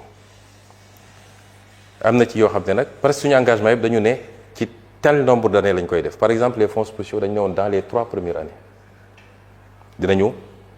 changer dinañu encadrer les fonds spéciaux mu ngi ci programme am ma ne ko yii il faut ñu respecter ko mais kilifa boo nekkee ak moom da nga koy may tuuti temps ma toog di observer demul j'ai relancé une fois toog jàpp sama ñàmbur ba mois de septembre 2025 Guy Marius Sagna déposé fii un projet une proposition pour l'encadrement des fonds spéciaux mu yégal ma ko en tant que président du parti moo ko ne ko Guy tegal ci suuf am na lu may nekk man mii parce que su ma sañoon exécutif mooy porter affaire bi parce que engagement exécutif la mu ne ma d'accord naa la ko ma dem gis président fekk ko bureau ma ne ko président député yi déposé ñi ngi bëgg a déposer benn proposition de loi mais su amee dina ñaaw lool parce que yow yaa jël engagement bi sa programme la ne donte sa programme ñun ñëpp la engagé kon su ma sañoon mooy nga kii mu ne ma oui mais pourquoi ils veulent faire ça nangam ma ne ko d'accord ñu toog tuuti man ma dem toog dajale ay kàngam ñoo xam ne seen xam-xam dafa màcc yi ñu remonté def benchmarking xool li xew ci yeneen réew yi yemuñu ci loolu ñu xool li xewoon fii parce que président Mamadou Dia su ma la génne woon texte bi président Mamadou Dia voté la woon ci affaire fonds spéciaux yi moom réglé woon na yëpp après lañ ko yàqaat ñu defar suñuy texte ma ñëw parce que constitution moo ne l'initiative de la loi appartient au président, au premier ministre et à l'Assemblée. Donc premier ministre am na initiative de la loi ci noonu laa jàllale woon la loi sur les questions d'homosexualité affaire u ñaari tur yi ma defar sama projet de loi jox ko secrétaire général du gouvernement ne ko programmer ko ci conseil des ministres bi di ñëw le mardi soir président bi mu jotee programme bi mu woo ma ne ma pourquoi nga bëgg a jàllale une loi sur les fonds spéciaux ma ne ko mais parce que dañ ko war a jàllale ñoo ko diggoon Sénégalais yi mu ne ma non il faut qu'on en parle le lendemain on s'est vu avant le conseil des ministres mu expliquer si ma ne ko d'accord man bëgguma xëccoog yow je retire mais il faut ñu jàllale loi bi ça c'était au mois de mars je crois ñu toog ba avril dégguma ba dara bouger ma defaat sama projet de loi dugalaat ko cette fois-ci bi ñu xëyee le matin parce que conseil des ministres il y a le pré-conseil avant le conseil bi ñu ñëwee pré-conseil mu gis affaire bi waaw ñu posé débat bi il y avait le secrétaire général du gouvernement Boubacar Camara di ma wax dafa am seede am son directeur de cabinet am le secrétaire général de la présidence de la République am le ministre d'État Aminou Lo ñu toog mu ne oui mais pourquoi et cetera ma ne ko c'est un engagement il faut que ñu jàllale ko mu mer ci loolu nag je vais pas entrer dans les détails de li mu wax mais neexu ko ma ne ko mais sëñ bi yow man je comprends pas en quoi ça peut gêner man suñu la joxee fonds politique bu 100 milliards sax c'est pas mon problème mais nañ ko encadrer ba ñu xam 100 milliards yi fan la dugg je ne vois pas pourquoi nga ciy mer comme j'étais premier ministre mu ne non il retire ça parce que c'est lui qui arrête le programme malheureusement l'ordre du jour du conseil des ministres donte man am naa droit pour am projet de loi mais moom mooy arrêter l'ordre du jour mu retirer ko j'ai dit y a pas de problème et du ma ci doon wax naruma ci woon wax moom bu demuloon télé ci interview am boobu ba defe naa yaa nga fa woon moo njëkk wax ci fonds politique yi mais way ñoo waxoon lii mais mënatul ne parce que dugg na fii génn na fii ma ne man comme moom ubbi na débat bi dinaa ci wax ci laa ñëw fii assemblée nationale wax ci muy sa dàq bi ma ci waxee ba ñibbi laa den sama soxna takkal bagage yi parce que ngoon guddi du ma fekk te effectivement ci lañ ma convoqué pale dàq ma c'est pour ramener les choses man jotewuma ak président ay affaire politique parce que man politique amul ku ma ci ragal fii Sénégal maa ngi sant yàlla d'accord mais c'est des questions de transparence des questions de gouvernance de bonne gouvernance des questions liées à la souveraineté sur nos ressources yu mel noonu mooy suñu problème. d'accord alors yaa ngi wax ci fonds bi ak lu mu war a def or dama dégg sànq bi ngay lire le décret signé par le président Wade contresigné par le premier ministre Macky Sall xaw ma man maa comprendre mais on parle d'un programme spécial pour la Casamance. lan moo tax ñu bëgg ko tuddee maintenant des fonds politiques nga mën ko utiliser jox di ci def leneen lu bokkul ak li nga xam ne moom la ñu wax ci décret bi. non li ñu ci def yëpp day am lien avec ça. d'accord parce que aujourd'hui dans les missions qu'on fait dans le travail qu'on fait on a besoin d'outils pour travailler. on a besoin de moyens pour travailler am na yoo xam ne nécessité la yoo xam ne mën nga ko soxla pour liggéey li nga war a liggéey donc mais comme les fonds ne sont soumis à aucune justification foofu laa amee solo tey suñu installé woon la commission bi ñu bëgg fii ne léegi dañuy justifier problème dootul amati et dans la loi on a dit le président ne gère plus les fonds il fait un décret de répartition encore que li ma demandé wu ma ko ci fonds boobu je t'ai dit qu'à la primature on a 3 fonds on a le fonds d'aide le fonds de secours et les aides et secours ces 3 fonds quand on dote vous voyez là quand on dote les lignes le fonds d'aide le fonds de sécurité et aide et secours boo leen boolee 270 millions 2 milliards 100 et 540 millions mooy les 2 milliards 900 donc c'est 3 types de fonds donc li ñuy demandé dañ koy dugal fii wala fële dans l'un de ces fonds mais moi je me suis toujours évertué à ce que chaque centime soit justifié. D'accord. léegi li gën a jaaxal nit ñi mooy ci benn période yaa ngi doon tëkku képp koo xam ne dafa wax ne da nga am fonds te gis nañ ne si mujjantal ga yow ci sa bopp yaa ko révélé ndax loolu dafa amoon stratégie amalgame la dafa am ñu ne il a 7 milliards de fonds ma tëkku ne ku fi waxaat ni am naa 7 milliards de fonds ñu digaale ko parce que xam nga c'est un moyen peut-être dañoo jaawale woon sama fonds ak fonds présidence de la République c'est moins l'existence de fonds que le fait que ñu may allouer des montants yoo xam ne man aw ma ko peut-être ci wax ji détaillé wu ma wala eggu ma mais des gens sont sortis ici ils disent il a 7 milliards de fonds ba def calcul ne c'est tant par jour qu'il dépense tant par semaine qu'il dépense. Oui. C'était ça le débat. léegi lu weesu fonds politique yi am na tamit ci lu ñu la doon xaaree ci appel à candidature yi ci rationalisation yenn agence yi mu nekkoon liggéey boo tàmbali woon waaye dafa mel ni ne léegi dafa taggatémbe. dañ maa dàq balaa ma koy yeggali su ngeen seetee conseil des ministres mais ndax li nga ci am taxawaay. su ngeen seetee conseil des ministres tout le travail avait été fait pour la rationalisation des agences les services qu'il faut supprimer les services qu'il faut fusionner lépp pare na on avait donné rendez-vous au mois de juin pour finaliser génne lépp malheureusement avant le mois de juin moi j'ai quitté là-bas mais l'administration est à une continuité te ki fa nekk premier ministre bi may door liggéey bi moom moo ne woon sama secrétaire général donc xam na ko lu ñu togg nag ba mu ñor des lu dul yàq wax dëgg yàlla bu dee ki togg dafa am urgence dem keneen mën na ñëw yàq mais le travail a été fait. mais gëm nga ne dinañ ko yàq. ça mënuma ci sori. man ci fonds yi dama bëgg benn précision par rapport ak parce que ci ma juumul le 22 mai 2026 nga révélé woon ni am nga ay fonds yu toll ci 1 milliard 770 millions. Exactement 1 milliard 770 millions. Maintenant problème bi man foofu moo jaxase sama xel ak ñu bari ci sénégalais mooy dafa am kenn ci gouvernement bi ko génn ku ne 1 milliard 710 millions yi par trimestre la. suñu sukkandikoo ci loolu moom dafa ne par trimestre. waxul te dëgg bu ma defee le calcul mooy 7 milliards 80 millions. non waxul loolu dëgg. abit sénégalais bëgg nañ mu leer parce que dañ ne chaque ñetti weer da ngay demander yow 1 milliard 710 millions. waxul dëgg xoolal moi je vais vous montrer une chose gis nga lii c'est les états 2025 2026 2024 man ça c'est les états tirés du trésor le montant global à la fin mi ngi nii li ma annoncé moo fi nekk et vous voyez que rubrique par rubrique à chaque fois qu'on fait une sortie on a dit fan la dem donc c'est pas trimestriel c'est pas mensuel c'est même pas semestriel c'est annuel désintoxication bi nekk ci dëkk bi parce que dañu toll foo xam ne man duma dem parce que ça sert à rien ngay dem naan maa ngi yóbbu nit ñi justice bis bu ne nit xëy wax lu toll ni àdduna ci Ousmane Sonko mais jaru ko parce que da nga koy may buzz te du mujj fenn dañ koy jàpp yóbbu bàyyi ko mu dem donc c'est pas la peine mais lii Cheikh Diba mooy ministre des finances je le mets au défi na génn mu weddi ni man chiffres yi ma joxe ni du lii mooy lu baax c'est pas mensuel c'est pas trimestriel c'est pas semestriel c'est annuel mu ngi nii te chaque centime je t'ai dit je l'ai vérifié ligne par ligne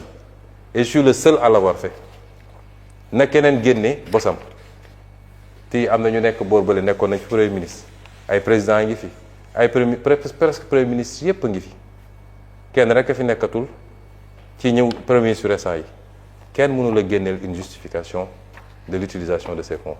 personne. Et déclaration de patrimoine bi parce que votre patrimoine fait l'objet de beaucoup de spéculations maanaam ci kalam liñ ciy wax dafa bëri Ousmane Sonko am na lii Ousmane Sonko am na lële. amiin ndax sa patrimoine dafa am yow loo ci nëbb bëggoon nañu ko xam ak ndax aujourd'hui da ngeen a xaar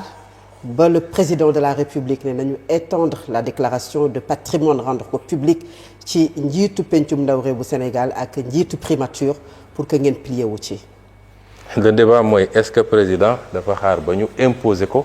pour mu accepter ni dina déclarer à la sortie te dañ ko publier parce que bu ñu escamoter il faut commencer ci cosaan bi cosaan mooy lan mooy ñan ñoo jël initiative loi bi doo tëb ci ki def amendement su loi amuloon amendement du am donc député yi ñoo jël initiative de la loi ne président de la République dafa war a déclarer à l'entrée et à la sortie te ñu publier ko constitution dafa noonu dina déclarer à l'entrée ñu publier ko ne fàtte wax ni dina déclarer à la sortie déclaration nag balaa muy am solo nga déclarer à l'entrée et à la sortie ñu jël initiative yi dans le cadre d'une réforme de la constitution beaucoup plus globale moom mu def recours conseil constitutionnel cassé député yi ne du ñu bàyyi parce que lii engagement électoral la programme engagement électoral loolu moo ci nekk leneen newu ci wax ñu woon ni Massamba ak Mademba dañ ne woon président dina déclarer à l'entrée et à la sortie ñi reprendre ko dugal ko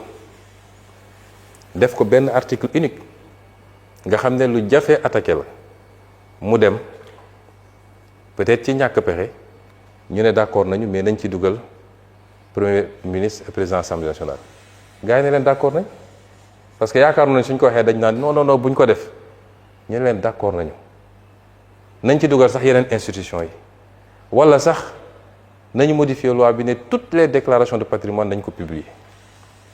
parce que déclaration de patrimoine dañ ko def ñaar dañu jël le président de la République parce que suñu système moo mel noonu pourquoi c'est seulement le président de la République qui prête serment devant le Conseil constitutionnel pourquoi président de l'Assemblée nationale du ko def te muy deuxième personnalité pourquoi keneen ak keneen du ko def président dafa doon lu spécifique moo tax ñu réserve ko régime spécifique léppam ñu yóbbu ko ci constitution bi léppam ñu yóbbu ko ci constitution bi ñeneen ñi ñu yóbbu leen ci yeneen loi ñeneen ñi dañuy déclarer à l'entrée et à la sortie ma leeral foofu man musuma raté sama déclaration bi may nekk maire déclaré na bi may nekk premier ministre déclaré na bi may nekk assemblée nationale musuma raté déclaration sama déclaration mi ngi fii OFNAC man awma lu may nëbb su loi ne woon OFNAC day publier dina publier loolu question de loi la te gëm naa ni nañu modifier loi bi parce que bëri na ay yuñ à la pratique bëri na yoo xam ne amaana waa OFNAC ñoom seen bopp gis nañu ni problème am na donc loi boobu dinañ ko modifier li jaadu woon mooy la ñuy modifier ci président nañ ko modifier ci constitution bi les députés étaient en train de travailler pour li ñuy modifier pour les autres ñu modifier ko ca loi wu déclaration de patrimoine pour les autres loolu moo jaadu woon mais ñoom jàppoon nañ ni bu ñu nee na ñëpp déclaré rek ñun dañ naan comme peut-être dañoo am lu ñuy nëbb nañu tëj ñu leen ay wax tout de suite d'accord nañ kon à partir de maintenant ñaari waratul am recours warul am parce que loo xam ne ñëpp dëppoo nañ ci exécutif ak majorité bi kon recours warul am président warul def recours majorité parlementaire du ko def et j'espère que opposition bi du ko def parce que gisuma ban intérêt la am pour def ko. annoncé nañ une saisine du conseil constitutionnel par le premier ministre. gisaguñu ko parce que suñu saisiree conseil constitutionnel daf may bind. ba àjjuma bi may jóge fii jotuma une correspondance du conseil constitutionnel mais saisine warul non loolu c'est sur les fonds spéciaux. oui les fonds spéciaux. mais c'est pas pour lii exactement. donc dama ne recours warul am te ñoom xam nañu seeni pexe. même bu ñu deful recours mun nañu jaare ci yenn député opposition yi ne leen def leen recours xam nga defoon nañ ko ci sama réintégration fii mais recours warul am benn dem référendum warul am te moom président neen day dem référendum léegi yow da ngay woo peuple bi ne leen lan est-ce que d'accord ngeen man ak président assemblée ak premier ministre ñu déclarer suñu patrimoine à l'entrée et à la sortie te ñu publier ko loolu di nga ci woote référendum def ci 10 milliards ou 15 milliards. mais bu ñu dee def référendum du loolu kese peut-être y aura d'autres questions. oui mais bii lu ñu voté la ba pare yàqul beneen référendum bu ñëw mais bii voté nañ ko ba pare te sera voté à la majorité absolue donc ñaar yooyu waratul am ku ko def rek mooy yaa ngi bëgg a tappale. d'accord maintenant man sama patrimoine amuñu dara luñ ciy nëbb sama patrimoine mooy li gën a transparent xam naa ni ça fait fantasmer beaucoup de gens ndeysaan loolu ñu ngi koy wax. tey su ñu ne woon OFNAC am na habilitation pour publier mon patrimoine mun nañ ko publier man amu ci problème je ne suis pas riche daanaka dara aw ma ko pauvre non plus. je suis pauvre même je suis pauvre de. nee nañ dafa bëri. dara aw ma ko man sama patrimoine ma wax la fii sama salaire moo ci nekk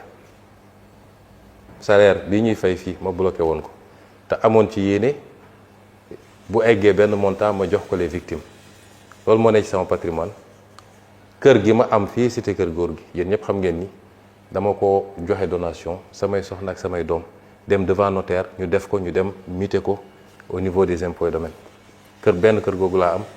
te signalé naa ko ci sama déclaration de patrimoine mais nekkul sama tur am naa ñaari sagaru oto yu ma déclaré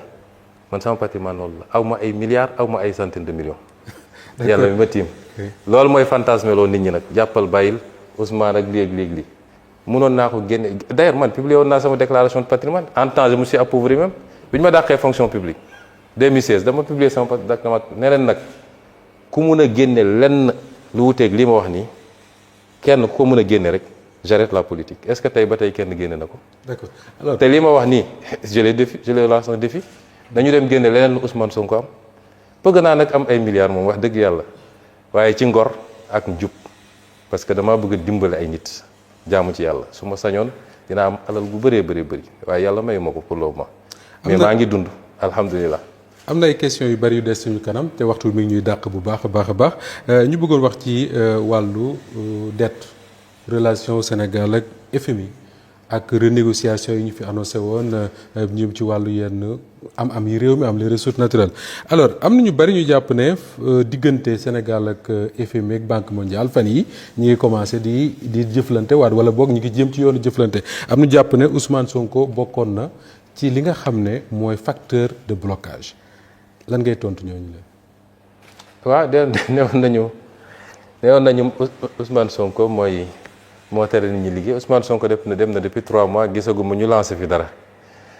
Banque mondiale moo fi ñëw Banque mondiale yàgg na fee ñëw man ñaari at yi ma nekk premier ministre recevoir naa Banque mondiale 3 reprises moom monsieur Diagana mi ko jiite di ku baax nag ku bëgg Sénégal ndax fii la jàngee suñu mbokk mauritanien la mais fii la jàngee. bëri fi ay mbokk bëgg Sénégal bëgg jàppale Sénégal ma koy rendre hommage ici lii ñu wax nii yépp ku dem seetaan en février 2026 yàggul su ngeen seetee di ngeen gis image bi ma koy recevoir moom toute la délégation de la Banque mondiale lii lépp dañ ko waxtaanoon ba tënk ko Banque mondiale musul dem FMI moo suspendre programme Banque mondiale suspendrewul benn programme li ñu annoncé nii ku amul loo teg ci table bi mooy jël loolu di ko annoncé Diagana bi mu ñëwee ànd ak délégation dañu waxtaan bi ñuy doog a toog ñu ne ko ñun de am nañu ay priorité am na ay projet parce que Banque mondiale du joxe xaalis Banque mondiale ay projet lay financé ñu ne ko am nañu ay projet yoo xam ne dañu bëgg a xool nu ñu koy tëggaatee parce que bokkul ak suñuy priorité am ay projet yu bees yu ñu bëgg a dugal donc bëgg nañu yenn enveloppe yi ñu réorienté ko mais ils nous ont dit ça ne tient qu'à vous parce que yéen a xam seeni priorité ñu commencé ci liggéey boobu avec le ministère de l'économie ministère des finances ainsi de suite ñëw nañ fi ñetti yoon ma recevoir leen bu ci mujjee février bii la kon dara beesu fi dara changé wu fi en réalité le vrai problème mooy li ñu bëgg ñoom programme avec FMI parce que looloo bloqué réew mi c'est pas une histoire Banque mondiale mosul dem Banque mondiale daan toog sax ñu am ñoom ay pays fu mel ni Bangladesh ñu annulé fa ay programme dañ may yégal ne ma Sénégal na gaaw dugal dossier parce qu'il y a des crédits yu ñu annulé feneen dañ ko war a dugalaat Sénégal ils ont toujours été là dara beesu fi maintenant nag xam nga dafa am ñu doon dem ci nopp président naan ko nañu waaw gars yi nañu commencé liggéey bi nañu lancé projet yi waa ji mooy bloqué ñooñu poste la ñu bëggoon léegi am nañu poste yi du ma leen tudd mais xam nañ seen bopp toog nañu conseil des ministres mais léegi da ngeen bëgg a démarrer leen avec quoi un pays qui a hérité de plus de 119% de taux d'endettement qui utilise plus de 75% de ses revenus pour payer des dettes ñu nekk ci jafe-jafe yu kenn xamul nga ne da ngeen di démarrer léegi démarrer leen man de jóge naa fa depuis ñetti weer lan lañu démarrer brique sax tegaguñ ko parce que peuple da nga koy wax dëgg mandat bi c'est pas le mandat des gros chantiers mandat bi mandat wu rattraper li ñu fi yàq la ak le bilan immatériel mooy les questions de justice de transparence jubal jubbanti mandat bi mandat boobu la leneen loo ci mën a def nga commencé ko mais ku la ne mun naa def des choses extraordinaires ci mandat bi mooy boo moytul dina dem jaay Sénégal ci bailleurs yi jël engagement ñi fi nekk li ñu defoon parce que li andi surendettement caché bi dette cachée léegi déggatoo leen ñu coow question de sémantique la bor bu jaarul assemblée nationale ñu voté ko bor bu ñu nëbb la te loolu am na fi kenn weranteetu ko bor boobu li ko andi mooy bëgg a def ay bilan tout de suite pour am 3e mandat foog ma yëkkati ay immeuble Diamniadio foog ma def BRT foog ma def train foog ma def lii te sa capacité mayu la ko nga ne il faut ma leb mais pour ma leb il faut ma traficoter les chiffres loolu moo ñu andil bor bi ñuy tuddee bor cassé quand j'ai parlé de dette odieuse ñu bëgg la xam foofu une dette cachée est a priori une dette odieuse mooy da nga ko leb te leboo ko ci turu Sénégal te une bonne partie dugal nga ko foo xam ne mënuñu ko retracer c'est ça la dette odieuse ñaar yooyu c'est pas incompatible man damay toog ba si ma ne suñu gars yi est-ce que demoon nañu école sax wala mauvaise foi rek moo leen jàpp ak bugg a jaxase xelu Sénégal yi donc ci condition yooyu dañu nekk ci refondation de l'État du Sénégal de ses fondamentaux ñooñu dem naan ko waa ji moo lay bloqué man dem na ñetti weer a ngi nii ça va de mal en pire te suñu buggee dugg ci yenn yi dinañ nangul FMI loo xam ne baaxul ci réew mi dinañu nangul ay bailleurs loo xam ne baaxuñu ci réew mi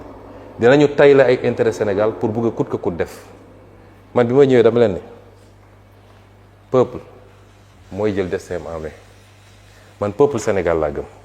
su may gouverner je gouverne avec le peuple du ma gouverner ak ay bureaucrates yu tëju yor seen chiffre kese di déglu waa bitim réew loolu benn pàcc bu ndaw la ci liggéey bi mais peuple mooy jël destin en main te man lu ma am peuple Sénégal moo ma ko may bi ñu ma bëggee faagaagal dama ne delloo naa sama bopp yàlla ak peuple sénégalais peuple sénégalais moo taxaw su doon loolu du ma nekk fii kon su ma ñëwee ba egsi naa gouverner avec le peuple il faut casser avec un certain élitisme bureaucratie tëju 17 millions de Sénégalais xamuñu lan moo xew nga tëj ay nit kii naan la man expert la en ceci expert la ceci balaa may dee ñu ne technocrate lu yàqu technocrate ko yàq da ngay gouverner avec ton peuple loolu tax ma def yenn yi ma ne je vais demander au peuple de faire des sacrifices parce que peuple Sénégal pare na pour def sacrifice pour son peuple pour son bien la preuve bu ñu leen wooyee ci diine ñu yëkkati dem joxe seen daayira dem joxe seen tarixa dem joxe seen diine ak diine bu mënti nekk parce que gëm nañu loolu mais tant que ñi ngi jàpp ni ñi jiite boo dugalee sa xaalis ñoom dañ koy damm seen poste defee ko leneen est-ce que dinañ joxe ma ne donc on va demander au peuple de faire des sacrifices j'ai fait le PRES le plan de redressement économique et social génne des sources de financement additionnelles ñu war koo jëlee ci ay l'impôt taxe yu bees yu mel ni ci les jeux de hasard ñu ne nañu fexe ba du ñu laal li Sénégalais yi soxla ceeb diwlin courant leneen ak leneen mais les jeux de hasard sàngara si cigarette bi et cetera mun nañ ci def ay taxes supplémentaires ak yeneen lu mel ni transfert d'argent yi ñu ne nañ ci comp as tuut rek te loolu du pour toujours bu ñu ko defee fii ak 2028 dinañu am benn stabilité bu ñuy permettre yenn taxes yi ñu annuler ko mais dama ne woon mënuma demander au peuple des sacrifices te ñaar yi amul bi ci njëkk mooy justice na am ñi yóbbu peuple bi fii il faut ñu layoo ko justice tey ñooñu la ñuy protéger ci réew mi ñaareel bi mooy ñun ñii di jiite il faut que ñu doon ay royukaay moo tax tous ces débats là sur la déclaration de patrimoine sur le contrôle des fonds politiques c'est malsain parce que noo bëggee peuple bi nga demander ko des sacrifices ba pare yow mu gëm ni yow yaa ngi bëgg a te am na lu ma fàtte woon sax gis nga bi ma déposé sama projet de loi may nekk premier ministre président bi ñu waxee mu expliqué dama ko ne président gis nga peuple bi yow 4 millions 800 ngay fay ko man 4 millions 500 est-ce que jaadu na ñu dénk nit lu toll ni réew di ko fay 4 millions 800 les anciens présidents 9 millions la ñuy fay ko le président en activité 4 millions 500 lay fay ko ma ne ko est-ce que xam nga li tax ça ne pose problème à personne parce que askan dañu jàpp ni ñun yor nañu caisse noire boo xam ne ay milliards la kon soxlawul sax ñu ñuy fay salaire mais bu ñu jàllale woon loi bu wane ni caisse noire amatul askan wi na d'accord ni président war nañ ko fay lu ko jar ma dem liggéey sur un projet de loi pour la rémunération du président de l'Assemblée nationale des ministres ainsi de suite ma ne ko suñu jàllalee lii peuple bi mun na d'accord ñu réévaluer la rémunération des plus hautes autorités mais loolu parenthèse la woon dama ko fàtte woon préciser donc presse bi ma ko defee ma ne léegi pour ñu demander au peuple des sacrifices il faut que ñun ñu njëkk a wone exemple yi mais peuple bu toogee gis ni boobu ba léegi ñu ngi leen naan dafa am ñu leb xaalis bu dul jeex nëbb ko ba tey moo tax Sénégal yi mënuñoo nooy te amul kenn kuñ ci jàpp ne kii moo ko def 2 ans plus tard amul kenn ku ñu ne kii mooy responsable bi pire encore ñu bëgg koo effacer pour des raisons politiciennes mooy nu may def ba récupérer diw parce que soxla naa base politique peuple boobu ban sacrifice lay defal du ko def. ma ne leen aussi nañu liggéey ci li nga xam ne mooy suñu capacité ma sant le ministre de l'économie Abdourahmane Sarr le ministre des finances may leen pour les opérations financées sur fonds extérieurs ak opération yi nga xam ne budget bi moo ko financé nañu génne tous les projets non essentiels ñu teg ko de côté. sama avant dernière réunion moo organisé primature c'était ça pare woon nañ ko bu ko defee mon objectif c'était de dégager une marge budgétaire de 1000 milliards 1000 milliards yooyu dañ ko waroon réorienter sur des projets à haute intensité de main-d'œuvre li ñuy wax les IMO ñu orienté ko ci loolu pour relancer l'économie un peu. Ensuite li nga xam ne mooy les actifs Sénégal dañoo bëri actifs l'État mais am na loo xam ne du rôle état warul gérer autoroute état warul gérer ay port wala ay sites et cetera mun nañ trouver un moyen les actifs yi ñu am ñu valoriser ko daat koy am ouverture vers le privé et de préférence le privé national mu dugal xaalis bu bëri ci ci état bi permettre ñu amortir yenn charges yi ak yenn chocs yi et l'État continue à toucher ses dividendes ça on l'avait sori woon nañ ci lool ba liggéey ko ba teg donc ñun amoon nañu un plan une stratégie qui nous permettait de dépendre moins des exigences pour ne pas dire yenn saa yi yenn caprice yi nga xam ne dañu koy bëgg a imposer de l'extérieur. Oui, monsieur le président de l'Assemblée nationale dañuy ñëw ci dette cachée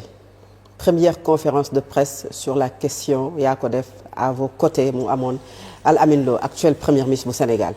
nga tuddoon ci dette cachée récemment avec nos confrères de la radio France Internationale et France 24 nga wax dette odieuse mais da nga ci teg ne jamono yooyu amoo tous les leviers oui nan lañ ko mën a comprendre lan ngay expliquer Sénégalais yi ci awma tous les leviers jamono jooju nga xam ne ñu ngi wax waxu dette cachée. en fait li ma bëgg a foofu mooy man li ma gëm te dañ ci waxtaan lu bëri Abdourahmane Sarr mi ngi may dégg ministre de l'économie d'accord ci woon ak man nag bon ak ñeneen ministre des finances keneen ak keneen dama leen ne woon à l'impossible nul n'est tenu. Il y a une théorie internationale même si elle est rejetée par certains ni que waruñoo supporter le peuple bi loo xam ne du responsabilité parce que soo jëlee dette bi nga xam ne mooy financement extérieur yi mais responsabilité yi xam nañ ko parce que bailleur bi ñëw di joxe xaalis war na vérifier est-ce que projet bi mi ngi ci cadrage budgétaire bi est-ce que les députés du Sénégal approuvé nañu lii ba joxe autorisation état bi pour mu leb pour def lii ministre des finances ministre de l'économie kii pour l'intérieur kii pour l'extérieur amuñu droit ñoom di valider des financements yoo xam ne nekkul ci cadrage budgétaire boo xam ne ñoom ñoo ko def andi ko assemblée ñu voté ko ba ci cour suprême parce que su ñëwee dañuy yóbbu cour suprême ñu ne ko vérifier est-ce que amul problème juridique bu am le seul problème juridique bu ñu war a wax mooy cour suprême day vérifier la loi de finances initiale ou rectificative mu xool est-ce que ces crédits sont inscrits au nom de quoi cour suprême di autoriser ne gisuñu benn problème alors que c'est pas inscrit il y a une chaîne de responsabilité ma ne nag war nañu woo tous les responsables ñu ne leen pourquoi ngeen def li en méconnaissance ou en violation de la loi deuxièmement bor bi nga xam ne leer nañu c'est une dette odieuse mooy non seulement lebuñu ko ci turu Sénégal muy une dette cachée mais am na ci yoo xam ne soo liiree rapport Cour des comptes y a des montants yoo xam ne kenn mënul gis fan la dugg loolu dama ne man je refuse de payer ça loolu laa doon wax j'avais pas tous les je leur ai dit on doit refuser de payer ces dettes là on me dit soo ko deful sa réputation day yàqu sur l'international les gens vont fermer tous les marchés etc etc j'ai dit non on peut s'en défendre parce que c'est une théorie boo xam ne même au niveau des instances internationales les plus élevées dañ koy wax may leen donc man mënuma bor bu mel nii nga xam ne ñëpp am nañ ci responsabilité ki lebale ki leb ñi ko dox ñi ko waxaale ñëpp am nañ ci responsabilité ba mu des le peuple sénégalais parce que yëgul ba pare ñu ne peuple sénégalais bi yow yaa ko war a fay. D'accord. ma ne donc cette partie là man si j'avais les leviers parce que mënuma ko def en tant que premier ministre sous président de la république validé wul si j'avais les leviers ñu nangul ma ko damay seggi partie bor boobu ma ne soit du ma ko fay wala du ma ko fay léegi du sama priorité maa ngi koy teg fii ma lijjanti samay problème bu situation bi amélioré wu mun naa xool ni ma koy fay mu ànd ak nag justice ci ñu def guuta gu toll noonu c'est ça que j'étais en train de dire mais xam nga dans le cadre d'une interview de 25 minutes de mënoo développer yenn yi ñu jël ko nag yóbbu ko fu mbir mi yeggul. Monsieur le Président de l'Assemblée nationale dafa mel ni wax ju bi xoj nañu ba tax na dañuy jàll rek ci 4e thématique bi ñu tànnoon muy wàllu vie politique tey jii dafa mel ni ne Sonko nekkatul Diomaye nekkatul Sonko ndaxte président de la République taxawal na parteem muy kiiraay ñu gis ñu bëri di màbbeekoo ca Pastef di dem kiiraay ndax loolu benn du nasaxal parti bi wala nekk na loo xam ne danga ko doon sóoraale. bu ñu bëggee xam ndax nas na la parti bi kay nañu woote élection yi Pastef de gëm naa ni doole gi mu am tey amu ko woon at ci gannaaw wala ñaareet wala 5 ans ci gannaaw doole gi Pastef am tey xam nga dafa am ñaar jël quelques sites internet yooyu di leen fay bu ñu nee diw nee na dem na ci côté bële rek nit koo xam ne yow ba keroog bi ñu naan dem na yow xamoo ko woon en tant que journaliste mosoo ko gis mosoo gis activité politique am xoolal Pastef ban kàngamu Pastef moo dem fi mu ne nii sama bureau politique sama nu mu tudd conseil national ban kàngamu Pastef boo xam ne yow mu am tur ci politique am base politique moo dem gisagoo ko. ban kàngam la bokkul ci bureau politique nekkul ci benn instance su parti bi te gagné gu fi élection bu ma xam ban kàngamu parti bi ngeen gis ñu ne dem na amut te bis bu ne njaayam carte gii rek da ngay gis ñoo xam ne dañ la naa mosuma woon xalaat nit naa def politique mais jël naa décision ñëw parti bi dans quelque temps on va annoncer li ñu am ci njaayam carte bi di ngeen xam tey Pastef est le premier parti du pays sama sortie bu ndaw bu ma def rek ban leader mooy génn am juróomi nit yu ko topp gisagoo ko fi kon def de la propagande chaque jour ñu ne Massamba dem na Mademba dem na nañu woote les élections de janvier 2027 parce que en matière politique il y a que les urnes de vrai fa la ñuy xamee kenn ku nekk li nga peese ñi wóolul seen bopp nag ba ne pareeguñu ña ngay tabax ñoom la ñu war a xool seen affaire man su ma sañoon dañuy def élection anticipée dañ koy def mois de septembre wala octobre dañuy def élection bu gaaw a gaaw parce que dama waxoon ni bu may lancé le 8 novembre 2025 dama ne clarification politique fi mu ne nii pare nañ clarification politique bi clarification électorale moo des te ñun foofu la ñu bëgg a jëm Pastef du fi moroomu benn parti politique ñi ko fi njëkk a juddu bëri na ñi ko fi ëpp jaar-jaar bëri na waaye du fi moroomu benn parti politique loolu man maa la ko wax fii tey te yow sax xam nga ko. ci parti politique Pastef boobu laay des di ngi en perspective des élections locales possibilité dissolution de l'Assemblée nationale peut-être bu amee Pastef en 2022 dafa defoon le choix de compromis électoraux mun naa ko tuddee noonu par exemple il y a certaines zones Pastef dafa ko cédé à des alliés parfois mu jur sax des frustrations dans certaines zones mën na jël Grand Yoff ou bien dans d'autres localités yi nga xam ni dañu dem soutenir l'autre camp bi nga xam ni Pastef dafa wuuteeg Pastef choix bi bu defoon jox ko des alliés est-ce qu'en perspective de 2027 bu dee élection am na Pastef mën nañ xaar des décisions wala est-ce que selon l'expérience bi Pastef subir avec ñenn ñu mu tànnoon ñu dem rallier beneen camp dafay am un changement de paradigme par rapport au choix est-ce que da ngeen di dem vers une consultation de la base ou des primaires wala finalement bu yéen kilifa yi waree tànn ban choix ngeen di def pour que des frustrations bañ a amaat comme ni mu amee woon en 2022. non du ma la wax nag suñu stratégie électorale fi mu toll nii teel na lool mais daal incha allah élection bu ñu dëgmal moom man am naa certitude ni nañ ko gagner largement stratégie bi nag teel na pour ñu ciy wax lu ñu liggéey la lu ñu nas la ba toog nun pare nañ bu yàgg ak élection bu munti am législative présidentielle locale pare nañu bu yàgg la ca des nag mooy li fi xewoon man awma ci benn regret xam nga man damay sant yàlla parce que man lépp dama koy delloo ci moom te fu ñu jaar rek boo jëlee recul tuuti di nga xam li tax yàlla jaaral la fa donc man alliance yi ñu mës a def yëpp awma ci benn regret am naa ci nag expérience bu ma tiré mais awma ci benn regret parce que c'est cette somme là qui a fait de Pastef ce qu'il est aujourd'hui moo jox Pastef doole bi mu ko jox moo tax sénégalais yi xool ba gis ni fii benn parti bu constant lañ fi gis ci doxalinam ci jëfam ci waxam ak ni muy doxalee ku mu ànd ak parce que Pastef musul trahir nit musu koo def Pastef am na générosité sédd mais wàññiwuñu dara parce que yàlla booy def ngir yàlla rek yàlla moo lay fay lu ko ëpp moo tax man du ma nekk ci non maintenant on tire dem nañu élection législative en 2024 fàtte bu ko fàtte Pastef am na nu mu demee ci élection tekkiwul ni am na ñoo xam ne bokkul ci ñun te pourtant ñi ngoon ci liste Pastef gis nga fii bruit bee fi bëri rek mais 80% ou 90% ñi fi wax ñi fi yor sax ndomba tànk bu desoon lu dul dem élection bu leen Pastef ne ñëw leen ma dugal la sama liste nga nekk candidat bi keneen ku leen woo duñ la wuyu parce que ñi xam ni xeex bi du am te ku jàkkaarloog Pastef mun nga gagné waaye xeex bi day métti kon du ma détailler fii suñu stratégie mais retenez que incha allah on est en train de se donner les moyens pour gagner toute élection à venir. adhésion maanaam ñoo xamante ne dañu jóge Pastef dem Kiraay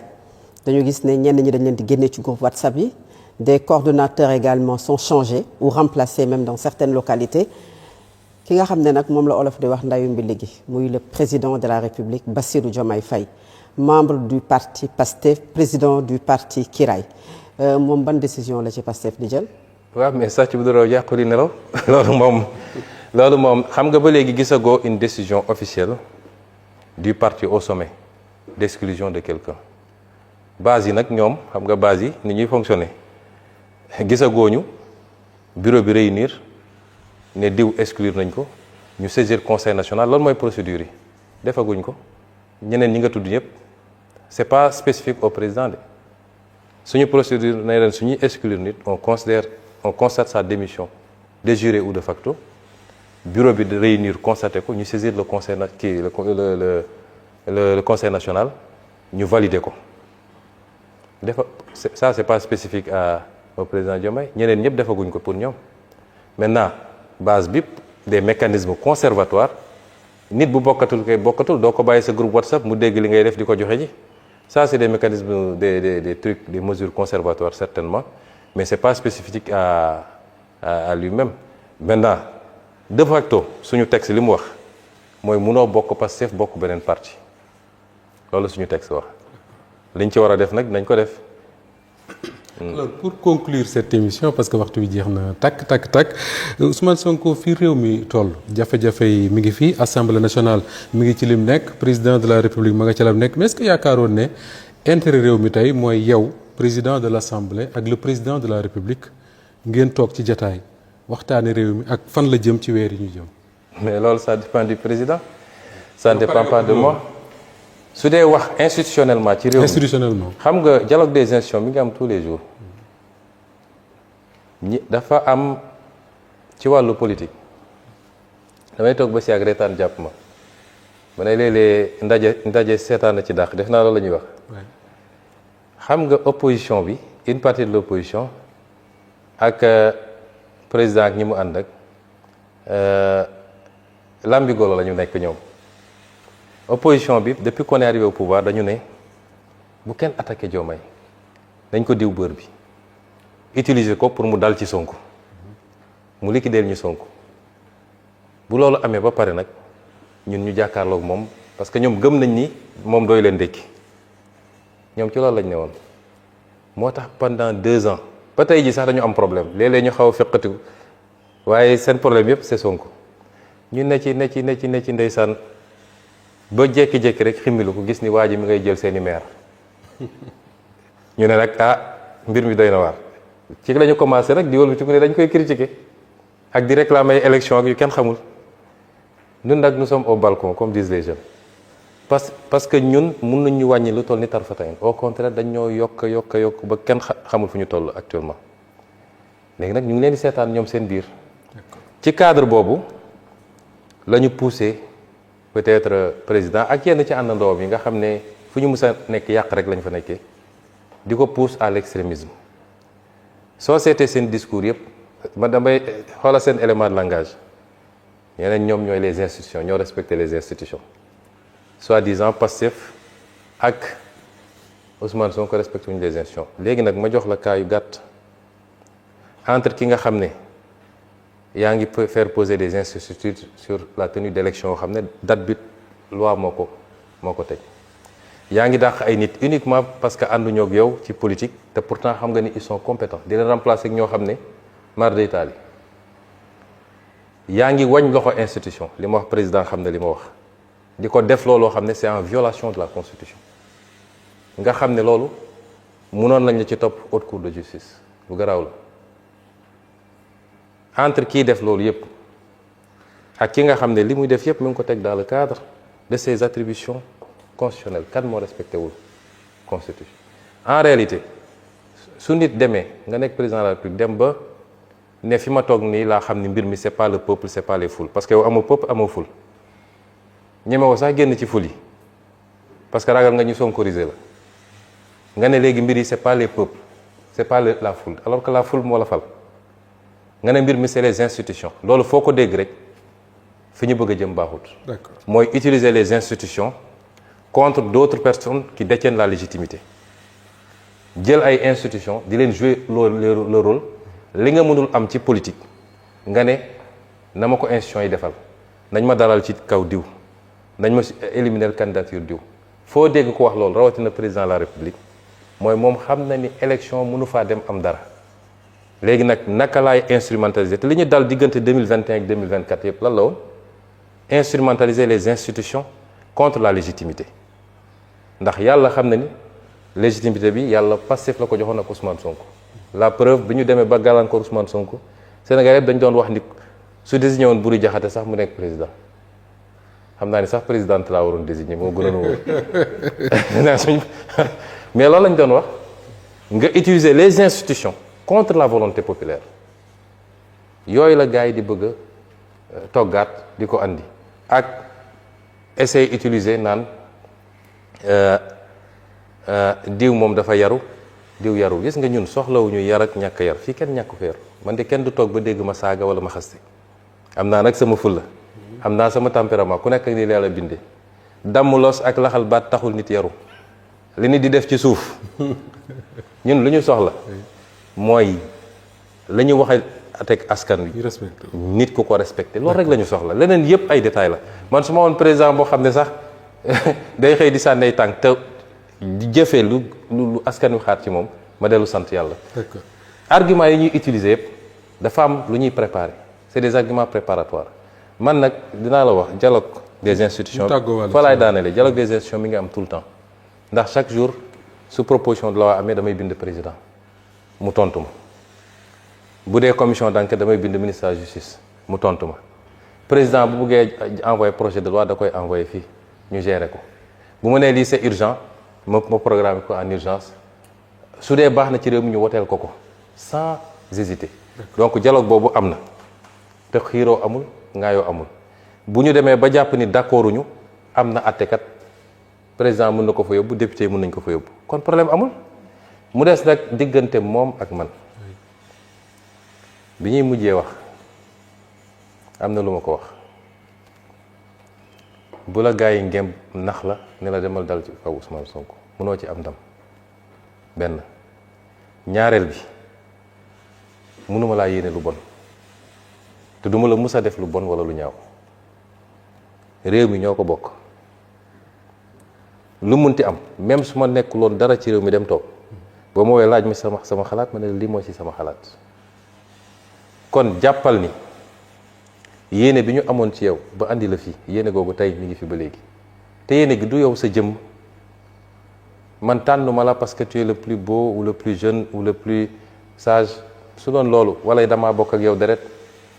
su doon loolu am na ñeneen ñu ma mën a tànn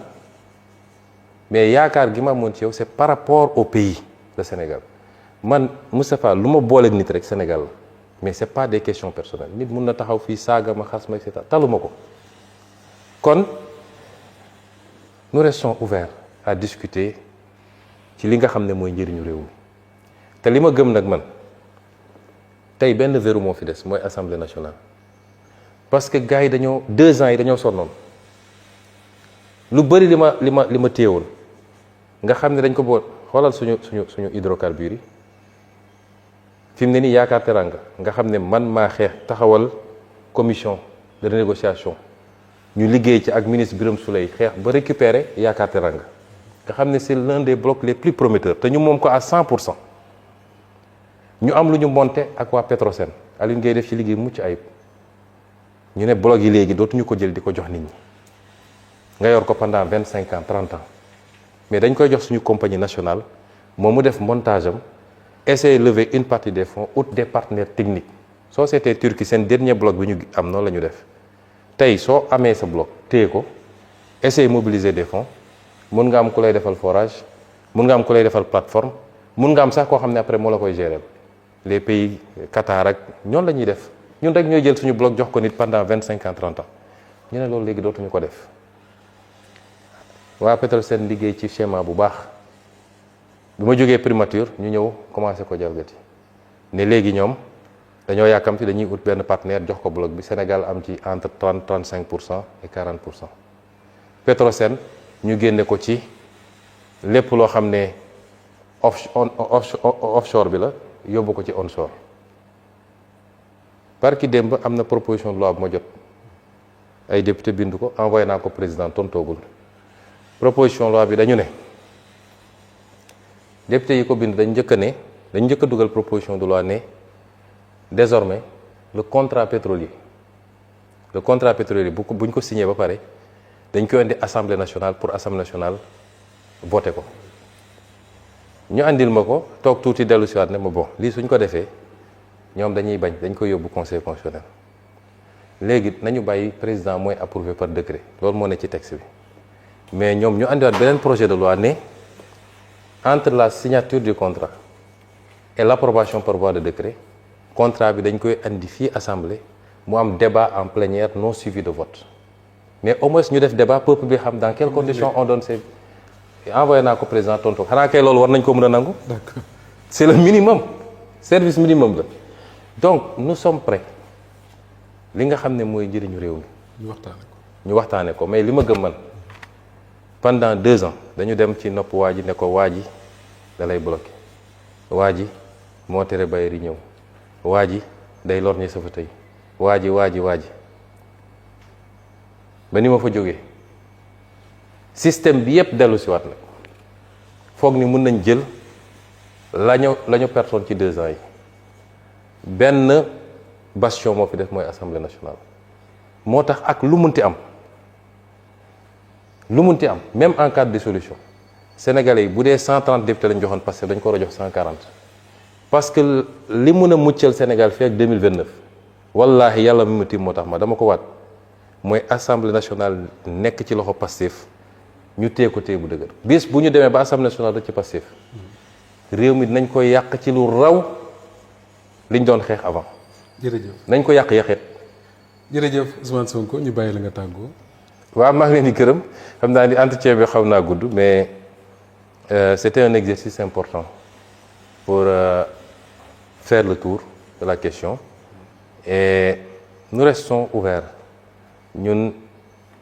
lu ñu am communication moo ñu ko may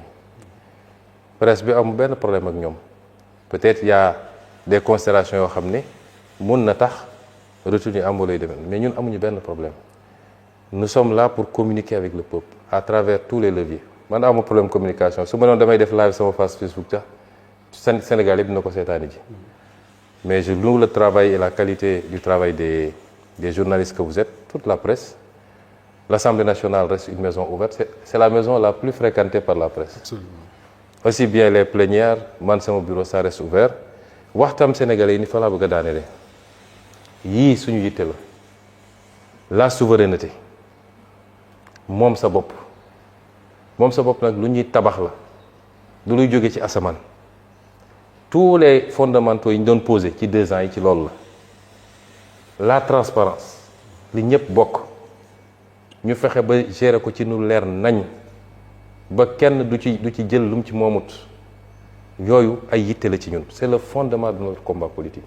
te nag suñu bëggee Sénégal baax réew mu sa baax foofu la jaara ça ne s'invente pas ça ne se réinvente pas kon ñu ngi woo Sénégalais yi ci loolu te di continuer insister ci jàmm wax naa ko samay militants wax naa ko Sénégalais yi provocation yi dina bëri lool parce que nit ñi ragal nañu Pastef ragal boo xam ne ci wàllu élection jàpp nañ ni fii ak ñuy egg élection il faut ñu ut nu ñu créer conditions yu amoon entre 2029 et 2023 ay li ci gën a métti mooy ay nit yu soqeeku ci ñun ñooy togg loolu léegi ñun jàmm rek la ñu woote xeexuñu xuloowuñu dóorewuñu ku ñu dóor baal nañ la ku ñu saaga baal nañ la demuñu justice sax la ñu laaj rek mooy nañu dem ca élection yi sénégalais yi clarifier les choses. d'accord Ousmane Sonko président bu assemblée nationale bu Sénégal njiital Pastef ñu ngi lay gërëm bu baax a baax àndoon tey ci waxtaan wi ak Fatou Abdou Ndiaye Solo Média Fatou jërëjëf Buri Jaxate bu Xalaat TV ak Ndeye Mariam Ndiaye bu Sud FM seen rajo mbokk yi yéen ñi doon ñu déglu ci Sud FM di seetaan ci Solo Média Xalaat TV Walf TV ak toutes les autres plateformes yoo xam ne mën ngeen ci doon seetaan ñu ngi leen di gërëm bu baax a baax di leen jox dig daje ba beneen yoon incha allah rabbi jërë ngeen